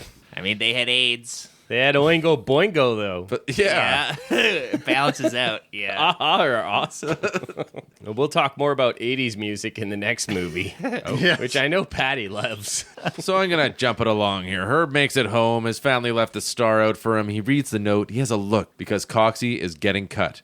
He's one of the guys that we kind of got a little attached to, but we haven't talked about him much in this episode because, you know, Doesn't matter. he doesn't matter. Coxie's been floating around. He's a likable enough guy, but he doesn't have the tragic family story. He doesn't have the rivalry with the other players. He doesn't have that, like, fun extra stuff. Was it here in the dressing room, or was it earlier where we find out that Herb got cut from the team that in 1960 that won gold? That's worth mentioning that Herb didn't actually play on the Olympic team Yeah. in 1960. He got cut Yeah. He was the last cut, which is why this scene is so important. Yeah. That was actually- he's cutting the 21st man here, which is like that's himself that He he's is the kind of 21st man. getting rid of, right? I'm pretty sure that all happened when Herb brought in the ringer. Oh, yeah, 'cause- because they were like, Herb's not going to do anything. He's just bringing this guy in as a mind game. And they're And like, oh, yeah? he will do anything because like he got cut. He has a dark motivation in his past. Coxie, he's the 21st man in this case. Thanks for giving me a shot, coach. Like Coxie Thanks takes it for like a giving fucking, me your very best. Yeah. Yeah. He doesn't have an easy time with it, and Coxie takes it like a fucking champ. After doing all those suies, that's good on him for taking it like a champ, yeah. man. Like I'd be pissed. He probably did a fist pump when he left the room. He was like, fuck, no more sueys. Yes. Best shape of my life. I'm out of here. Yeah. Drinks are on me. I'm gonna move to Norway. yeah, no doubt. They've got some real nice rockets there. Huh? Attaboy. We cut ahead, so it's New York. 3 days until the opening ceremony. Russia, the Soviets have agreed to go and play in the Olympics. They're gonna come here and they're gonna play against America's team, and they're gonna show them what's up. Madison Square Garden, big game, big crowd. Got Big the arena. marquee. Big Live arena. at the guard. It's kind of funny. So what is it, Mikhailov? Is he the Soviet captain? He kind of parades around as the game's starting. Oh, He's like a wrestling heel where he just like walks around showing the belt. He's like showing the trophy that he won from the All-Star game. He's like, fuck you, suck my Soviet cock. That would be like the next time we play Florida, they like parade the Stanley Cup onto the ice. Yeah. Like that's a dick move. It is kind of a dick move. It is heel. It's heel. Yeah. It's like Andy Kaufman going down to the South for those wrestling matches and being like, here's how you use soap. Okay? We're going to show you how to Ignorant. play hockey, you ignorant Americans. So they're the bad guys. They're the Oh, yeah. heels for sure. They're huge. It really reminds me of another hockey movie, D2, Mighty Ducks, where they like play the Iceland team and like Iceland is such a funny choice. They pick their most random countries to play against in that movie. Well, like wasn't one of them Trinidad? Like Iceland, yeah, I think so. And Iceland is a country of like 1 million people. Yeah. Like, can you imagine our city being able to form a team that can compete against the Americans? Yeah. Well, we're friendly with we're friendly with the Russians right now, so you can't play against the Russians. Pick another team, another Iceland. It was the Clinton years. Yeah. The Berlin Wall just fell. You can't. The Soviets aren't the bad guys anymore. Iceland. Iceland must be good at hockey. It's right there in their name. Ice. Yeah, ice. Yeah. Exactly. They love bobsled. They love tobogganing. They love hockey. I'm sure per population they're pretty good at hockey, but they just don't go. But Talk about D2. In D2, you're pitting one team who hasn't gone through puberty against a team that has gone through puberty. Yes. And that's what's going on here. It's like the Russians have fucking gone through puberty a few times. And these American boys are just tiny little pimples on their puberty-ridden asses. You know some Soviet doctor has been injecting these Russian guys to give them extra puberty. Just like I got extra puberty. They've got hair coming out of all kinds of under their toenails, every part, places it shouldn't be coming out of. They've got muscles coming out of like their throat. Bunch of Cronenbergs out there on the ice. They're like body horror monsters. But these body horror monsters can We play. gave them They can fucking play hockey, man. They can play hockey. After like a kind of frantic game, the Soviets win 10-3, and OC also gets busted up pretty bad by I think it was Mikhailov who laid him out. So OC's knees busted up, and they're not sure if he's gonna make it. Yeah, it looks pretty messed up. Herb goes into the room to take a gander at the goods, see what's up with the leg, and it looks like it's like a car accident victim or something. Well, like he's got his knee is wrapped in about like 6 inches of padding and ice packs and stuff like that. You're looking real good, kid. You're looking real good. You're gonna don't die on me, kid. And Herb just looks over at the doc who's looking at the charts, and he's like, "We're going to have to kill him." I was half expecting a Miyagi scene. It was just like, Heal him with a magic touch. Yeah. Yeah, no, this movie's not that cheesy or elevated, unfortunately. And so, OC, who we've known to come and love now, he's kind of squashed the beef with McClanahan. He might be out. Craig's talking about taking Jim out, and because Jim let in 10 goals, like Jim, he doesn't want to be pulled out. Obviously, he's like, "That's my net, man. You can't do that." They just scored 10 goals, Jim. Right now, it's everybody's net. oh, that's a diss. That's a big diss. That's a. Before he talks to the coach, he's having like a PTSD moment where he's like 7 goals. Hey, he's just like in the locker room afterward, like having flashes where he's hearing the announcers in his head saying 8 goals, 9 goals, 10 goals. I can't believe they let him play the whole fucking game. Yeah, No that's kidding. nuts. And the fact that he's talking back to the coach who's like, "You're not starting the next game." He should be He's like, "Thank you. That's my net." Yeah, no, seriously, you gotta Get me out of here, please." warm the bench for a minute and fucking cool off. Yeah. That's just Get how your- that works. Get your head straight. in hockey. Yeah. That's no brainer. Yeah. Man, in our fantasy, one of my goalies let in 8 goals in one game, and I'm like, why wasn't he pulled 2 periods earlier? What the Yeah, fuck? after 4 goals, Like, you're crazy. why do not I to have pull. him 8 goals against average? Like, isn't that why Patrick Roy quit the Montreal Canadiens? Because they had a game where they like let him get 10 goals on him, and he walked up and he was getting, like, "I'm never lit up. playing for this team Yeah. again." It's like- It's a diva too, but Yeah. he's right. Yeah. Coach, take me out. Yeah, exactly. Something's not firing this game. I'm not having fun anymore. Yeah. I told myself I'd leave the Canadiens as soon as I stopped having fun. And it's like a snowball effect. Once you've been experiencing that failure, you get in your own head, and if you're not pulling yourself out of it, then it's just going to be everything's going in. It's going to be like a Swiss cheese. He wants to bring Jim up to a higher level, and Jim's like, "Was it because I didn't take your test?" Like, no, I want the guy who refused to take the test. Yeah. You got some demons in you, Jim. So, what did you guys think of the hockey action? This is the first time in the movie we actually see some hockey getting played. We don't see a ton. But I found this game to be like a little frenetic, and it wasn't really that great, but I kind of think that was on purpose. Yeah. I think they're really showing that they're a discombobulated mess in front of the Russians in this one, because the action gets better and better as the movie goes on after it does. this point. Yeah. I don't want to dwell on it too much, but like the whole thing with this movie is it gives you an on-ice perspective a lot of the time. Yeah. So it's shaky, and you're on the ice in the action, and it's fucking chaotic because it's like, wait, who's got the puck? Do I got the puck? Oh my God, what the fuck's going on? It makes you feel like you're playing hockey, but it doesn't give you the feeling of watching hockey. That was definitely the feeling when the Americans had the puck. Not so much when the Russians had the puck. Yeah. When the Russians had the puck, it was smooth and... Yeah, in this game. Yeah. Yeah, for sure. Yeah, I thought it was pretty good. It's not like watching a hockey game on TV, you're right, where you're watching it from that bird's eye view and seeing all the action. Yeah. It's a lot more chaotic and involved. It's something about sports movies in general that sometimes they get right and sometimes they get wrong. I think this movie is more focused on the drama than on the game, and it doesn't really allow itself more than even a few seconds just to actually watch the game being played without a cut. Yeah. Without a cut to the bench, without a cut to the crowd, without some wild fucking cut. And to me, I love watching sports. I'm like, I just want to watch the fucking hockey game. Honestly, and we're pretty spoiled. Like, we come from a really rich hockey background here. We all watch hockey a lot. And it's produced to just such an unbelievably high standard these days. It didn't hold up. But that being said, the last game, the game against Russia in this game, I thought was excellent. It's like the best hockey I've seen put on a movie.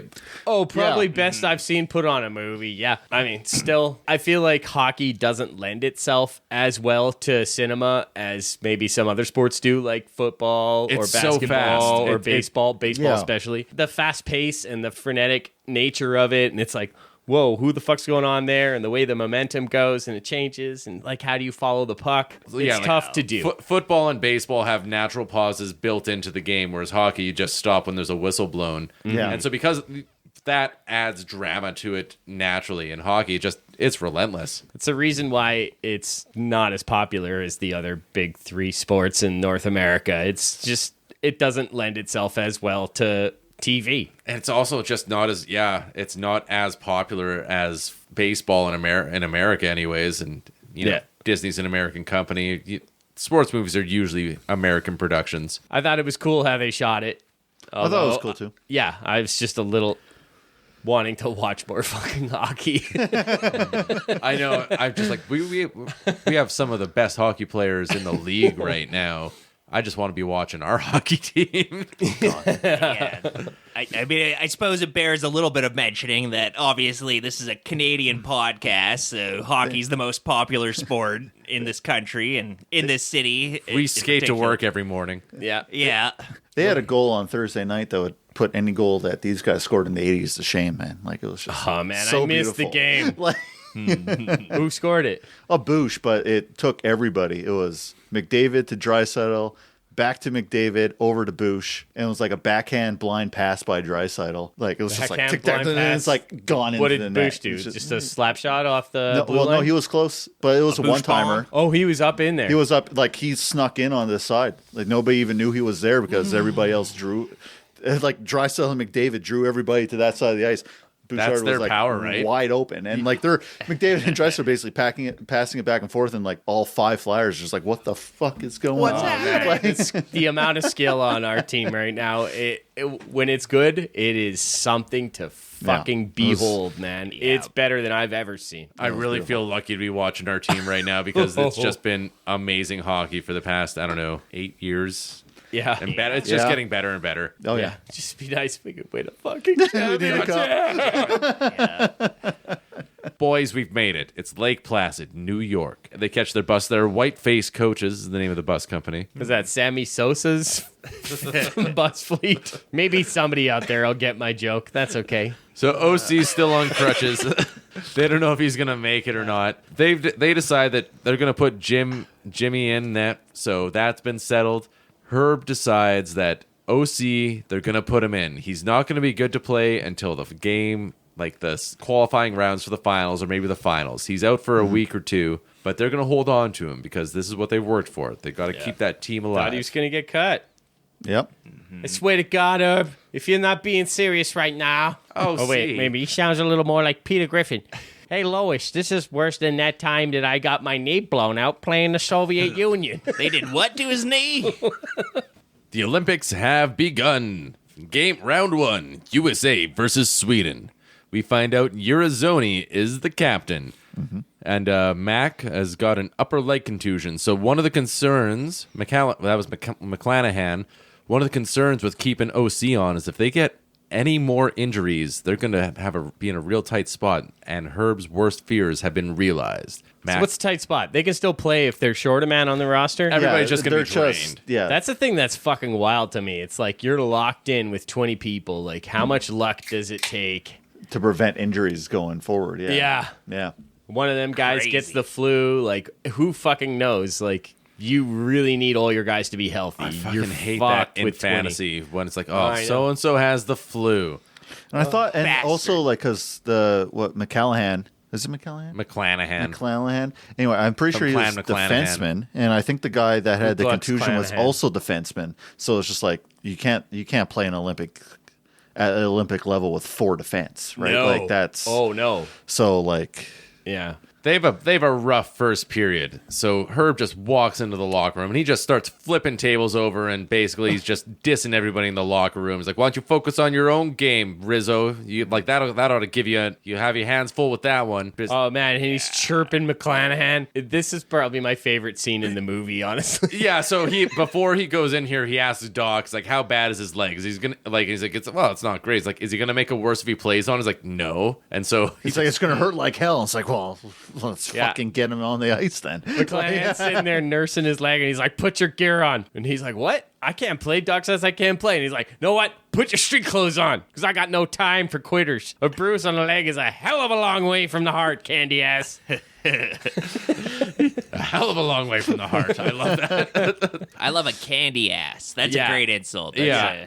Oh, candy ass. I mean, that's The Rock. He used to the say Rudy that. Poo Yeah. candy ass. Yeah. So yeah, he disses everybody in the locker room, and as he's going out, he kind of turns to Craig, and as they're walking, he's like, "That ought to fire him up." Mm-hmm. And so, You knew exactly what he was man. doing. Right? It was so well good. done. Yeah. did you ever have any Loved it. coaches pull that on you? Well, I never got called a candy ass.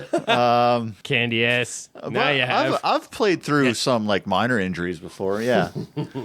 That means you've got heart and grit. That's what you need if you want to beat Sweden. So yeah, the game's up. Sweden's up 2-1. They put the Coneheads on deck, and they get a sweet goal and tie it up. So we see, and it's kind of funny. Even the announcer knows that they're known as the Coneheads. It's like, "Oh, got the Coneheads coming on the ice here." And Oh, I didn't notice that. That's fun. like, oh, word gets around. They pull Jim, and then the U.S. they tie it, and then they don't have to go into OT because they get a last minute goal or something. Well, it's a round robin. Like It's OT. There's no OT, right? there's no OT. Oh, so they just said until it's a you tie. get to the medal rounds, or the semifinals. Then in Olympics, there's overtime. Don't they do OT now? It doesn't matter. They do. I don't know what they I know did. they in changed I don't know rules what they year did in over the year. '80s, but I'm pretty sure nowadays the rule is they do a period of overtime for medal games, and then they go into a shootout after a period Shootouts are so suspenseful. God, I hate shootouts for fucking stakes. for a medal. Yeah, for a Right, medal. like- yeah. Play Yeah. until you drop. So they beat the Swedes. They go in to beat the Czechs, and here we get a nice little Olympic montage. So USA, they beat Norway, and then throughout this montage, we get little sequences of Herb being interviewed by the reporters, and he's not letting any of his boys be interviewed. He just wants to keep their heads in the game, and the reporters are kind of like starting to throw little barbs at him. They're like, Oh, yeah. Herb, like what? Like we think you're probably just doing this for yourself and not the boys." And You just want to keep the spotlight on you. Maybe that's why you're not letting us interview the players. He knows the mentality that he wants for his team. Like, because like as soon as the reporters are individualing individual players, and it's like, I'm the star of this team, right? And then it breaks the whole thing apart. Can't have that when you're going against the No. Russians. Yeah. No, so That might fly against Sweden or something, but this is the coach taking all the hits in order to protect the team, really. And so while this is happening, they beat Norway, they beat West Germany. Find out that they're going to go into the medal round, or they're going in and they're going to play against the Soviets next to see who's going in for the gold medal game. yeah, it is interesting to note that like the game against the Soviets is not the gold medal It's a semifinal game. Yeah. Where was The- Canada in this? Yeah, not word one. A from twinkle in your Canada. father's eye. Well, if anything, it would be similar to the Americans, where they're just sending an amateur team, so they probably got their Maybe ass they were kicked. bums and they didn't know how to like fucking early. field Yeah. a proper team for Yeah, exactly. Amateurs. Because like all the good Canadians would be in the NHL at this point, not playing in the Olympics. Canada didn't have a Herb Brooks to light a fire under its initiate. nation's ass. Well, in 2002, we had a great coach who fucking took us to a gold medal. I'll tell you that. And 2010 too. Was his name Pat? Not Mike Babcock.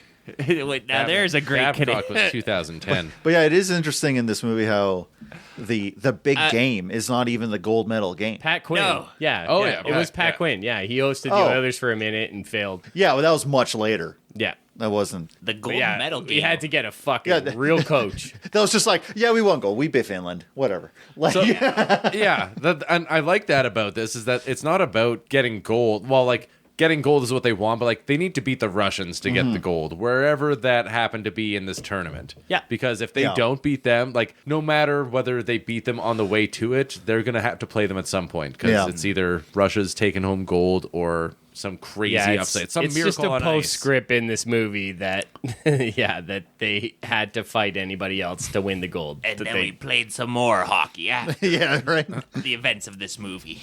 We did more sueys. And then, Everyone puked everywhere. We beat the Russians, and Herb made us do sueys until the game against Finland. These were celebration sueys, and we had tears of joy in our eyes. So it's the night before the game against the Soviets. They end up having to face them first in the medal round, right? Yeah, so Herb's kind of having a little family night out with his family. He's having cocoa with Paddy. He's got the kids skating around on the ice, and he kind of lays out his whole kind of what he's feeling leading up to the big game the next day. We don't match up, Paddy. And Paddy's like, well, you might want to skip that when you talk to the kids tomorrow. Even Herb is having his doubts. He wants them. His goal for all of this is whether they win or lose. He wants the team, the boys, to look back on this tomorrow, 20 years later, and feel like they did their best. Like they didn't leave anything left on the table. We just don't match up, Paddy. We both know these kids have no future.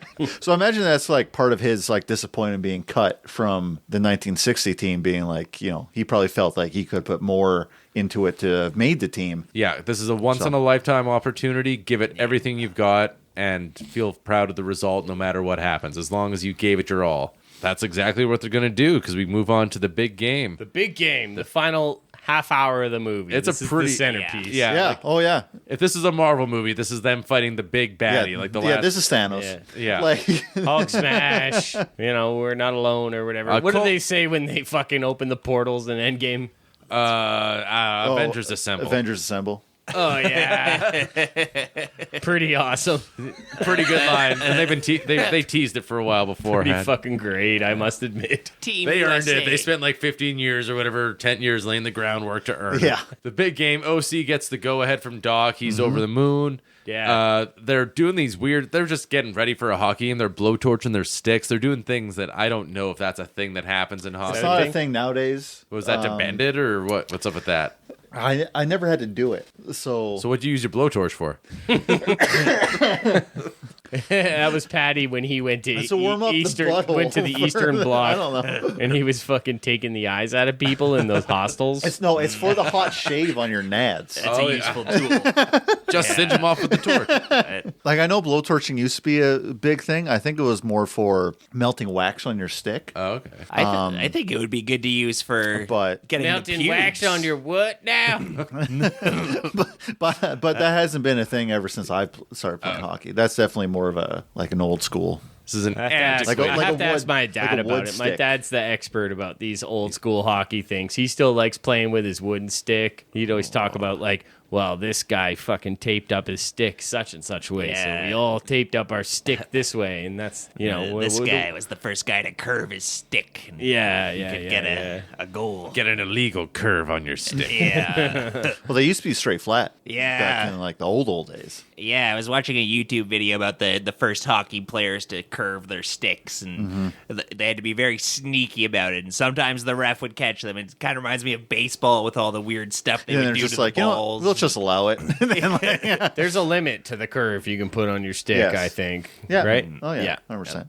Why is that? Like, can you just shoot super hard Otherwise, with you're a playing curved stick? fucking ringette. Well, I mean, That's for otherwise, yeah, girls. exactly. You can like curve your stick so much that like you can just protect the puck like so easily, kind of thing, okay. right? Like, Okay. but then like, how do you shoot? But anyway, So the locker room is deathly quiet. Everybody's kind of doing their prep. Herb is off in his office. He's going through the entire playbook, closes the binder, walks in, and Herb's got a speech. Great moments are born from great opportunity. And that's what you have here tonight, boys. That's what you've earned here tonight. One game. If we played them 10 times, they might win 9. But not this game. Not tonight. Tonight, we skate with them. Tonight, we stay with them. And we shut them down because we can. Tonight, we are the greatest hockey team in the world. Yeah, cool. USA! USA! USA! It's a good speech. It'd get me pumped. Yeah, it's what every sports movie like this is what it hinges on. You got to have your guy has got to be able to stand and deliver the great speech to rile the team up for the big game. And Kurt Russell does it. So they're going down the hallway. They got letters from people all over the country plastered on the walls. Yeah, they're telegrams, a lot of them, I noticed. I was like, what's up with that? People like... SOS messages. You're sending messages to them. They're in Lake Placid. They're in the middle of the continent. Dear Mike Aruzio, stop. This is Bella from Norway. Stop. The baby is yours. Stop. Full stop. Just punches it. It's like, acknowledge, don't care. Like, This one's hot off the press. So yeah, they're going and they go out. The music is swelling and more triumphant as this is going on. And once they get out on the ice, the music is drowned out by the patriotic chants of USA, USA, USA. I wish Canada had an easier chant because USA fucking is like 1, 2, 3. It's Canada. It doesn't sound stupid. Yeah, but like Stupid country. It's not real. Canada. USA sounds awesome. yeah, you can honk that on the horn. You can do whatever. Honking on the corn. On the corn, yeah. Now we see, I think this is archival footage of Al Michaels and Ken Dryden, 100% is. who called the game. And that's our Al Michaels is like, a lot of people in this crowd don't know the difference between a blue line and a clothesline. Good one, Al Michaels. Yeah, good one. Yeah, and Ken Dryden, by the way, I mean, that's a name we would know as Canadians. Yeah. Order of Canada recipient. He was a Habs goalie. Habs goalie, yeah. He was a Liberal MP. He worked in Paul Martin's cabinet. Pretty notable Canadian there. Yeah. He was the color commentator on this game. The game is on. And it's cool. And I think it's their commentary all the way through the game. It is, yeah. Like they cut in their commentary into the footage, Yeah. which I appreciated. It was a neat I touch. think it was really good. His famous line in response to Al Michaels, "I do believe in miracles," was cut from the movie for some reason. It just didn't have the same punch. Dryden? Yeah. I was like, oh, that was cringe, Dryden. Do you believe in miracles? I do. As a matter of fact, I do, Al. I do. It's like, we can't have a Canadian saying this for a USA game, so we're going to cut that. Well, do you believe in miracles? It's just such a punchy line. And like you got to give it up to sports announcers sometimes because they do kind of sear these things into your brain sometimes. Yeah. Sometimes they come up with the lines of They're the great. last generations. The man. 2010 Vancouver game, which as this game is unfolding and they're talking about how everybody's watching it, I had flashbacks to Canada beating USA at the Vancouver games. It's like it's a big game. It's on home ice. I was working at the time and I like ditched work for a bit and just like went to go gather around one of the TVs that they put up in the mall, and there's just like a crowd of us there. And so like all of this stuff is like really working for me because I'm like I've been in those shoes and like it is fun to like all be on the same side just fucking cheering for it. Oh, it's the best. Yeah. But like the reason I brought it, I was like after Crosby scored the goal, like the guy's like the golden goal, and like that's just it's pretty pap, but it's also like fucking it's in my head. I remember him like jumping and throwing his gloves up. Yeah. That's what it's known as, the golden goal. I fucking love watching hockey. Yeah. So like I don't know, as this is going when on, it's good, there's nothing better. Yeah. There's nothing better. A lot of times it ain't good. That's just the way it goes with sports. But only another like 6 or 7 months to like playoffs, when boys. Calgary wins or Florida. Ooh. Bastards. The game's going on, but we're finding out that the Soviets, they're playing a little dirty. They're doing a little slashing. They're not getting called, and this is kind of riling the boys up. It's riling the coach up a little bit. Yeah. I remember watching this being like, this ref is brutal. I'm like, this is just a movie. I haven't watched the game. You said you watched highlights. I of the watched game? the highlights of the game. I'd like to watch the whole game. I wish I had time to have done that this week. I saw it on there on YouTube, hour and 42 minutes long or something. Yeah, that'd be awesome. Yeah, O'Callahan, OC, he levels a fucking red guy with a massive open ice hit. Leads to a turnover. USA buries the puck in the back of the Soviet net. Boom. We got ourselves a hockey game. It's a hockey game, boys. Yeah, It's this is one like, hockey game. The Soviet team, of course, is so accustomed to scoring like 10 goals that it's like a miracle to get through a period where they've only scored one goal on you. So there's like 17 levels of miracle happening in this game. Every single one of them is a miracle. And Makarov or Mikhailov, he scores, makes it a 2-1 game. He throws a dirty look over at Jimmy's face. Yeah. But Jim, he's determined. He's standing on his head and making unbelievable saves left and right. Keeping a minute. Yeah, keeping it down at 2-1. The amount of saves that we see him fucking turn away in this movie, didn't watch the game, but man, They're even in the highlights too, man. Like he made some good saves in those the highlights. fucking saves are unreal in this fucking Especially movie. for like the 80s, like they haven't even established the butter style kind of the butterfly? save. The butterfly, yeah. It's just Talking butter style. butter style. Butter style biscuits. I like it butter style. Hey, it's Minnesota. We give it to each other butter style. What does that mean? Exactly what it sounds like. Exactly what it sounds like. Exactly what you fear. Johnson pulls off a last seconds goal, and he ties it up at 2-2 at the end of the first. Now this one, when I saw the highlights compared to the movie, is basically like a scene for scene like replica. It's exactly the same. It's the same side of the net, same like dive by the goalie. It's just like, and Tikhonov was like, the fucking time was out on the clock. Yeah. And like the fact that like the best goalie in the world let off that kind of rebound is probably just because like, the game's like the period's over, blah, blah, blah, and like just put a pad So what in front happened? of it. It was Like it was a shot from like before the red line. Like it's just a slap shot. He saved it, but like he probably just wanted to get in front of it, being like, the period's over. Yeah. And he sent like a rebound so far out that like the other American guy got it like in the high slot. one-timed it. No, he actually had time to like skate in, like go to the left, and then like put it past him and like it upstairs. Like and he's just like, and That's that American hustle for you. yeah. And it's like, with 1 second left, and clock goes down to 0, and it's just like, this is obviously before they had like the technology to review this stuff, being like, did the puck actually cross the line before? So eyebrows. The Russian coach is the Russian this coach guy's is got livid. eyebrows out fucking past Gandalf here. Tikhonov. Very expressive. And he's not happy with this last second goal, but the refs, they're letting it stand. The Russian team, the Soviets, they're a little shook at this because this has never happened to them. Like Mitch was saying, they're used to having like 5 or 6 goals at this point. Yeah, but Tikhonov, he wastes no time actually pulling the goalie. Yeah, they start the second period which is probably the first mistake by Soviet coach. Changing the goalie. Right, changing the goalie. Like you let in 2 goals. Well, like you It's kind a of tie game. Like, later on, like you kind of see as the Americans just really kind of keep pushing back. You really see that Tikhonov, the Russian coach, doesn't know how to deal with it, and Herb calls him out. He points it out. He's like, he doesn't know what to do. None of the Russians are used to being in this position, which is exactly what Herb had planned for the entire time. It's like they're not going to expect this. Nobody can keep up with them. Nobody's as fast or like gritty and determined as them. Like we're going to do that, and we're going to beat them. Playing their hockey. Yeah.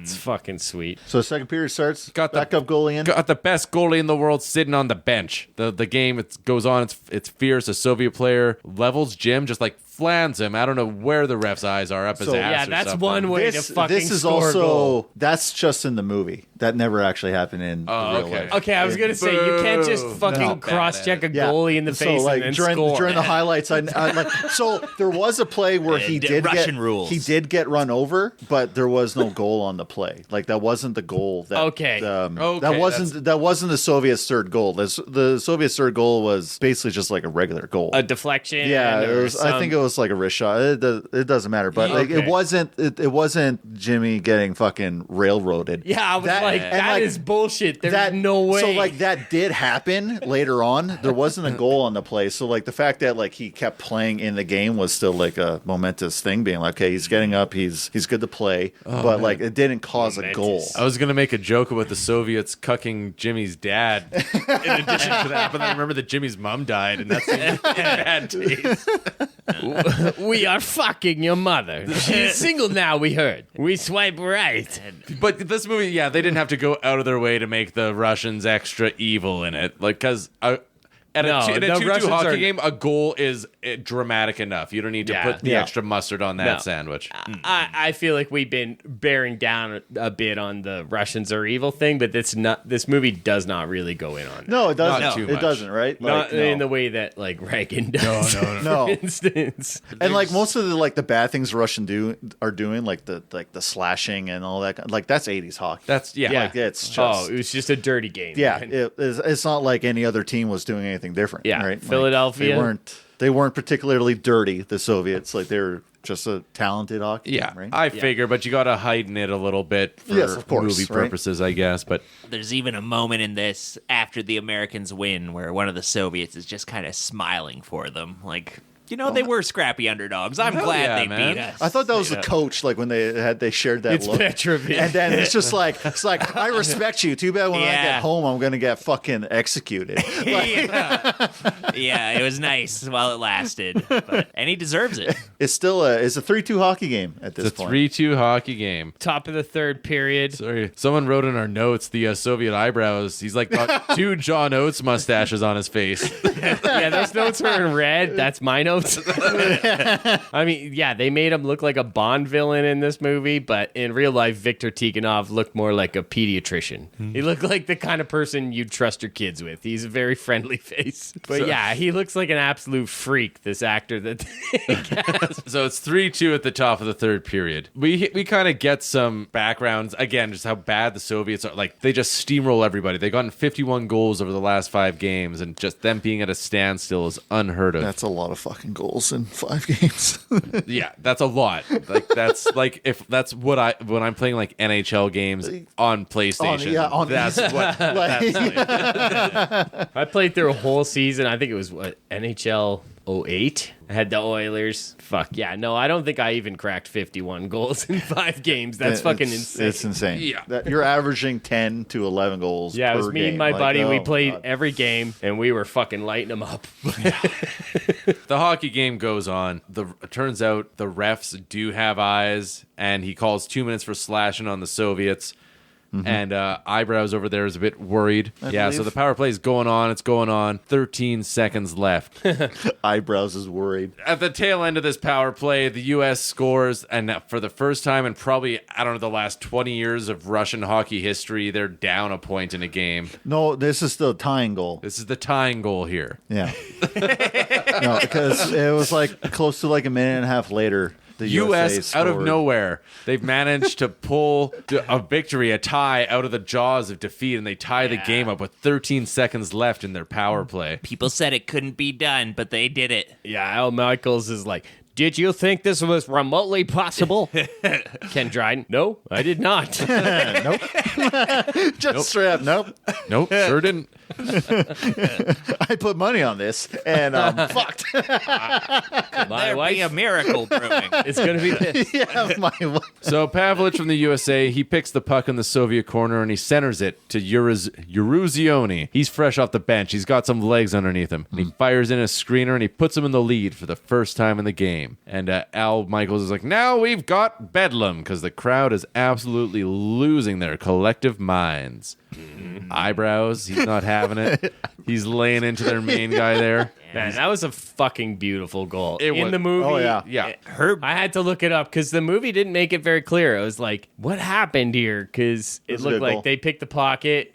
I saw Urzoni came off the bench, but like, how did he get this? And it wasn't offside, and it was like, it didn't make it clear. I don't know. For me, this Did is he all pick the working for me. All like throughout this entire hockey game, I was on the edge of my seat. The music and like whether the plays made sense or not. What makes sense to me is pads blocking pucks going in the back of the net. I mean, the drama was there, but Yeah. like, I just wanted to see more of what was happening on the ice because I was like, again, we're so I used was a little bit frustrated being like, wait, what happened? Who put what to Who passed to who and what and what? We have Yeah. a higher hockey IQ than most of the world, so stuff like this can be a bit tricky, right? 'Cause it's like when you put hockey on a movie, it's like you're doing it for fourth graders because people don't know hockey. Like, it's in our bones. I don't even play hockey. I barely watch it. But I can follow a game and know what's going on and expect that type of color commentary. My accent's kind of coming out more and more as we delve deeper into this episode. More beers and drinks, too.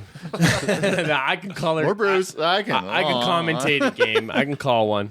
No problem. Yeah. So the USA is up 4-3. They got 10 minutes left in the period. Half a period left. 10 minutes. Yeah, and that's a lot of hockey. It's just kind of odd how it's exactly like it's dramatic. Exactly 10 minutes. Yeah. It adds to the drama. I'm gonna bring up all those players said almost this like is, the fantasy of it, right? Like, these players they all said that was the longest 10 minutes of their lives. Well, I mean, we've all watched Game 7 of some playoff game. Like you're up by 1 goal with 10 minutes left. It's the most heart wrenching thing on the planet. Never mind an Olympic goal, especially with our team who can't ever keep or hold a 1 especially against the best team in the fucking world. Trying to defend against the best team in the fucking world with 10 minutes left? Oh, my God. Couple that with Herb here. He's keeping them on long shifts because he wants them to...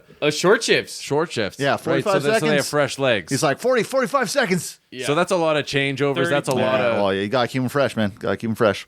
Come out there, be explosive. Fucking change. And the Soviets are panicking. They're not panicking, but they're fucking thrashing out with everything they have. They're throwing pucks at the net from anywhere they can, and somehow the U.S. is keeping Craig's their head above hanging water. On. Yeah, he's getting fucking peppered. Yeah, now we're in the dying couple minutes of the game. Everybody's like, oh my God, Tikhonov's not pulling the goalie. Yeah, and Herb looks over. He's like, he doesn't know what to do. Yeah. He's never been in this situation. He's shitting his pants. Yeah, he's not like sitting there like stomping on his hat in this movie or anything. No, he's just kind of like he's just kind of fretful, like and a little confused with what's going on. Yeah, well, I don't think he's been behind in a game at like in the third period before. But I looked it up, and like Tikhonov said that they never practiced 6-on-5. It just wasn't his thing. He didn't believe in it. Like and that's an orthodox practice now. Yeah, is to 3 minutes have left. Special teams. We do 6-on-5. We're down by 1 goal,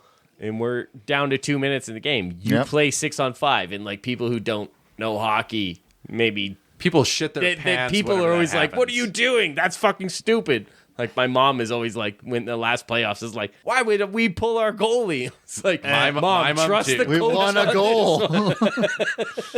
Trust the coach. They know how to play 6 players. You don't win a hockey game by tying, by by not scoring, by keeping the puck out of your net.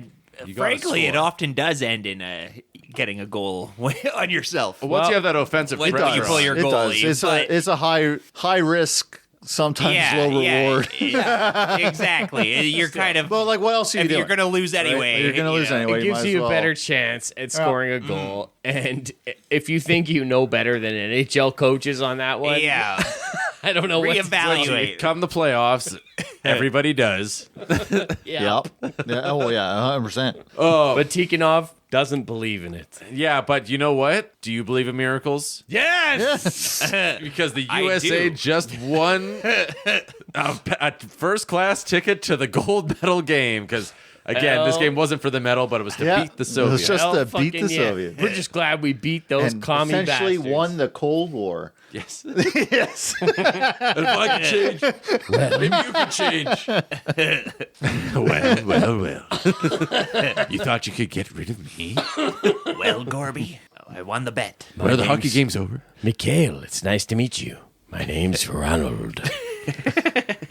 So, yeah, the crowd lose their minds. The team dogpiles. The Soviets kind of just look on in disbelief. Herb has some good eye-locking moments with the Soviet coach, Tikhonov. He does he doesn't know what to do. He gives a bit of a shrug. He's like, I don't know.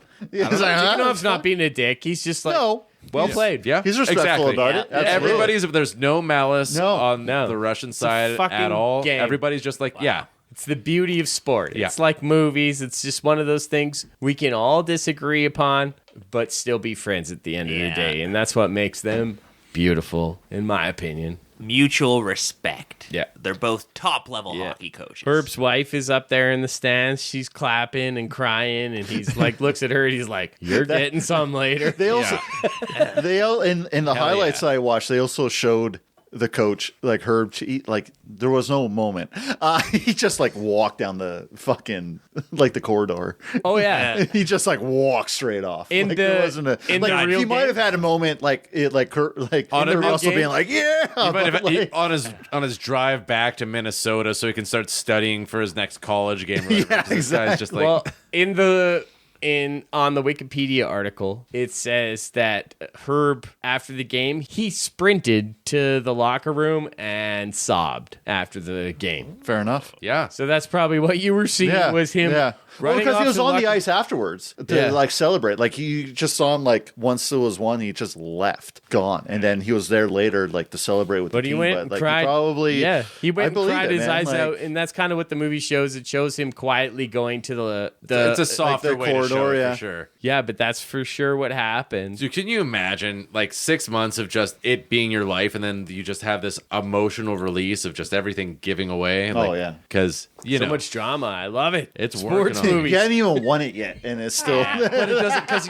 if you can beat the Soviets, you can beat anyone. yeah, pretty much. 2 days later, the miracle was complete. My boys defeated Finland to win the gold medal, coming from behind once again. A few years later, the U.S. began letting professional athletes compete.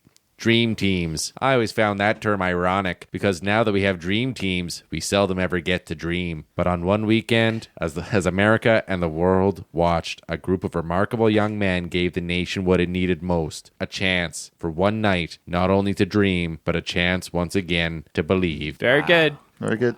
And again, like speaking from somebody who's been watching, like when you're into a sport or when you're into a game and you're watching your team win and like everybody's in it together, that kind of rings true to me. Hell yeah. I never really thought that a hockey game is going to change the world or maybe make gas more available. But if I could, They turned the gas pumps right on after we won the game. after they brought home Gas the is gold, they put the metal into our big archaic gas reactor so we could start pumping gasoline into the nation again. Jimmy Carter's head exploded, and all of a sudden, freedom was free again, and we had gas. I'd be curious on like the Finland team's perspective on it because like they're obviously just like, oh, we're playing the Russians, and then be like, can't like USA beat the Soviets, being like, oh my god, we got a chance. Yeah. And then lose then to the Americans, being like, oh crap, like this is our best opportunity in probably forever to win a gold, and then it's like, oh crap, we The lost. Finland team didn't realize they weren't the main characters in that year's Olympics. Yeah, just like the president or whatever of Finland signing. I was like, sure, yeah, you can talk about our country's Olympic team in your movie. That sounds great. They'll get a big scene, right? That was the gold medal match. Everybody cares about that. Do we even know the score of that Finland USA? Yeah, USA rocks. Finland sucks. USA. But you know what? Like, yeah, a hockey game isn't going to change the world, but it'll make me forget about it for a few hours, and that's kind of nice. So the film ends on, this film is dedicated to the memory of Herb Brooks, who died shortly following principal photography. He never saw it. God damn it, he never saw this movie, guys. No. But he lived it. Wow. So powerful. Yeah, and then we get some postscripts in the credits, some blurbs on all the players. Everybody seems to have really successful careers. White man job. Yeah, they're all like, really boomer. Yeah, Can't open a PDF. A lot of asset managers. to the and- tune of "Dream On" by Aerosmith. Yes, exactly. lawyers, But you know investment what? Like, bankers. Great song. people who are willing to push themselves to that limit, I believe they're probably going to be successful. Yeah, Yes. but I would think Yes, still I'd hope one so. of them or two of them at least would have like job titles like janitor, Ben Franklin Middle School. No, they're all like, assistant business manager, owners Triple X and- Pussycat Video. Yeah. Realtors. I mean, they're all probably rich kids, right? They're all like university kids, Yeah. and hockey's expensive. Pretty much the worst job I think There I is a saw on barrier there of was entry, like yeah. head scout for like the New York Islanders. Yeah, yeah, that's right. 2 or 3 of the actors didn't make it. They didn't make it. I'm sorry. through the Oh, Vaughn's breaking some news to us here. Oh, I looked into it. One of them died a year or two ago from ALS as ALS complications. OC, unfortunately, committed suicide. Are we talking about the real man? Fun Okay. fact. Yeah, but the team did great. The team did great. That's too bad. Yeah, that was 2004's Miracle. We're gonna be right back with 1986's Youngblood. Yeah! By Ramsey. McClanahan is there. The puck is still loose. 11 seconds. You've got 10 seconds. The countdown going on right now. Morrow up to Schultz. 5 seconds left in the game. Do you believe in miracles? Yes!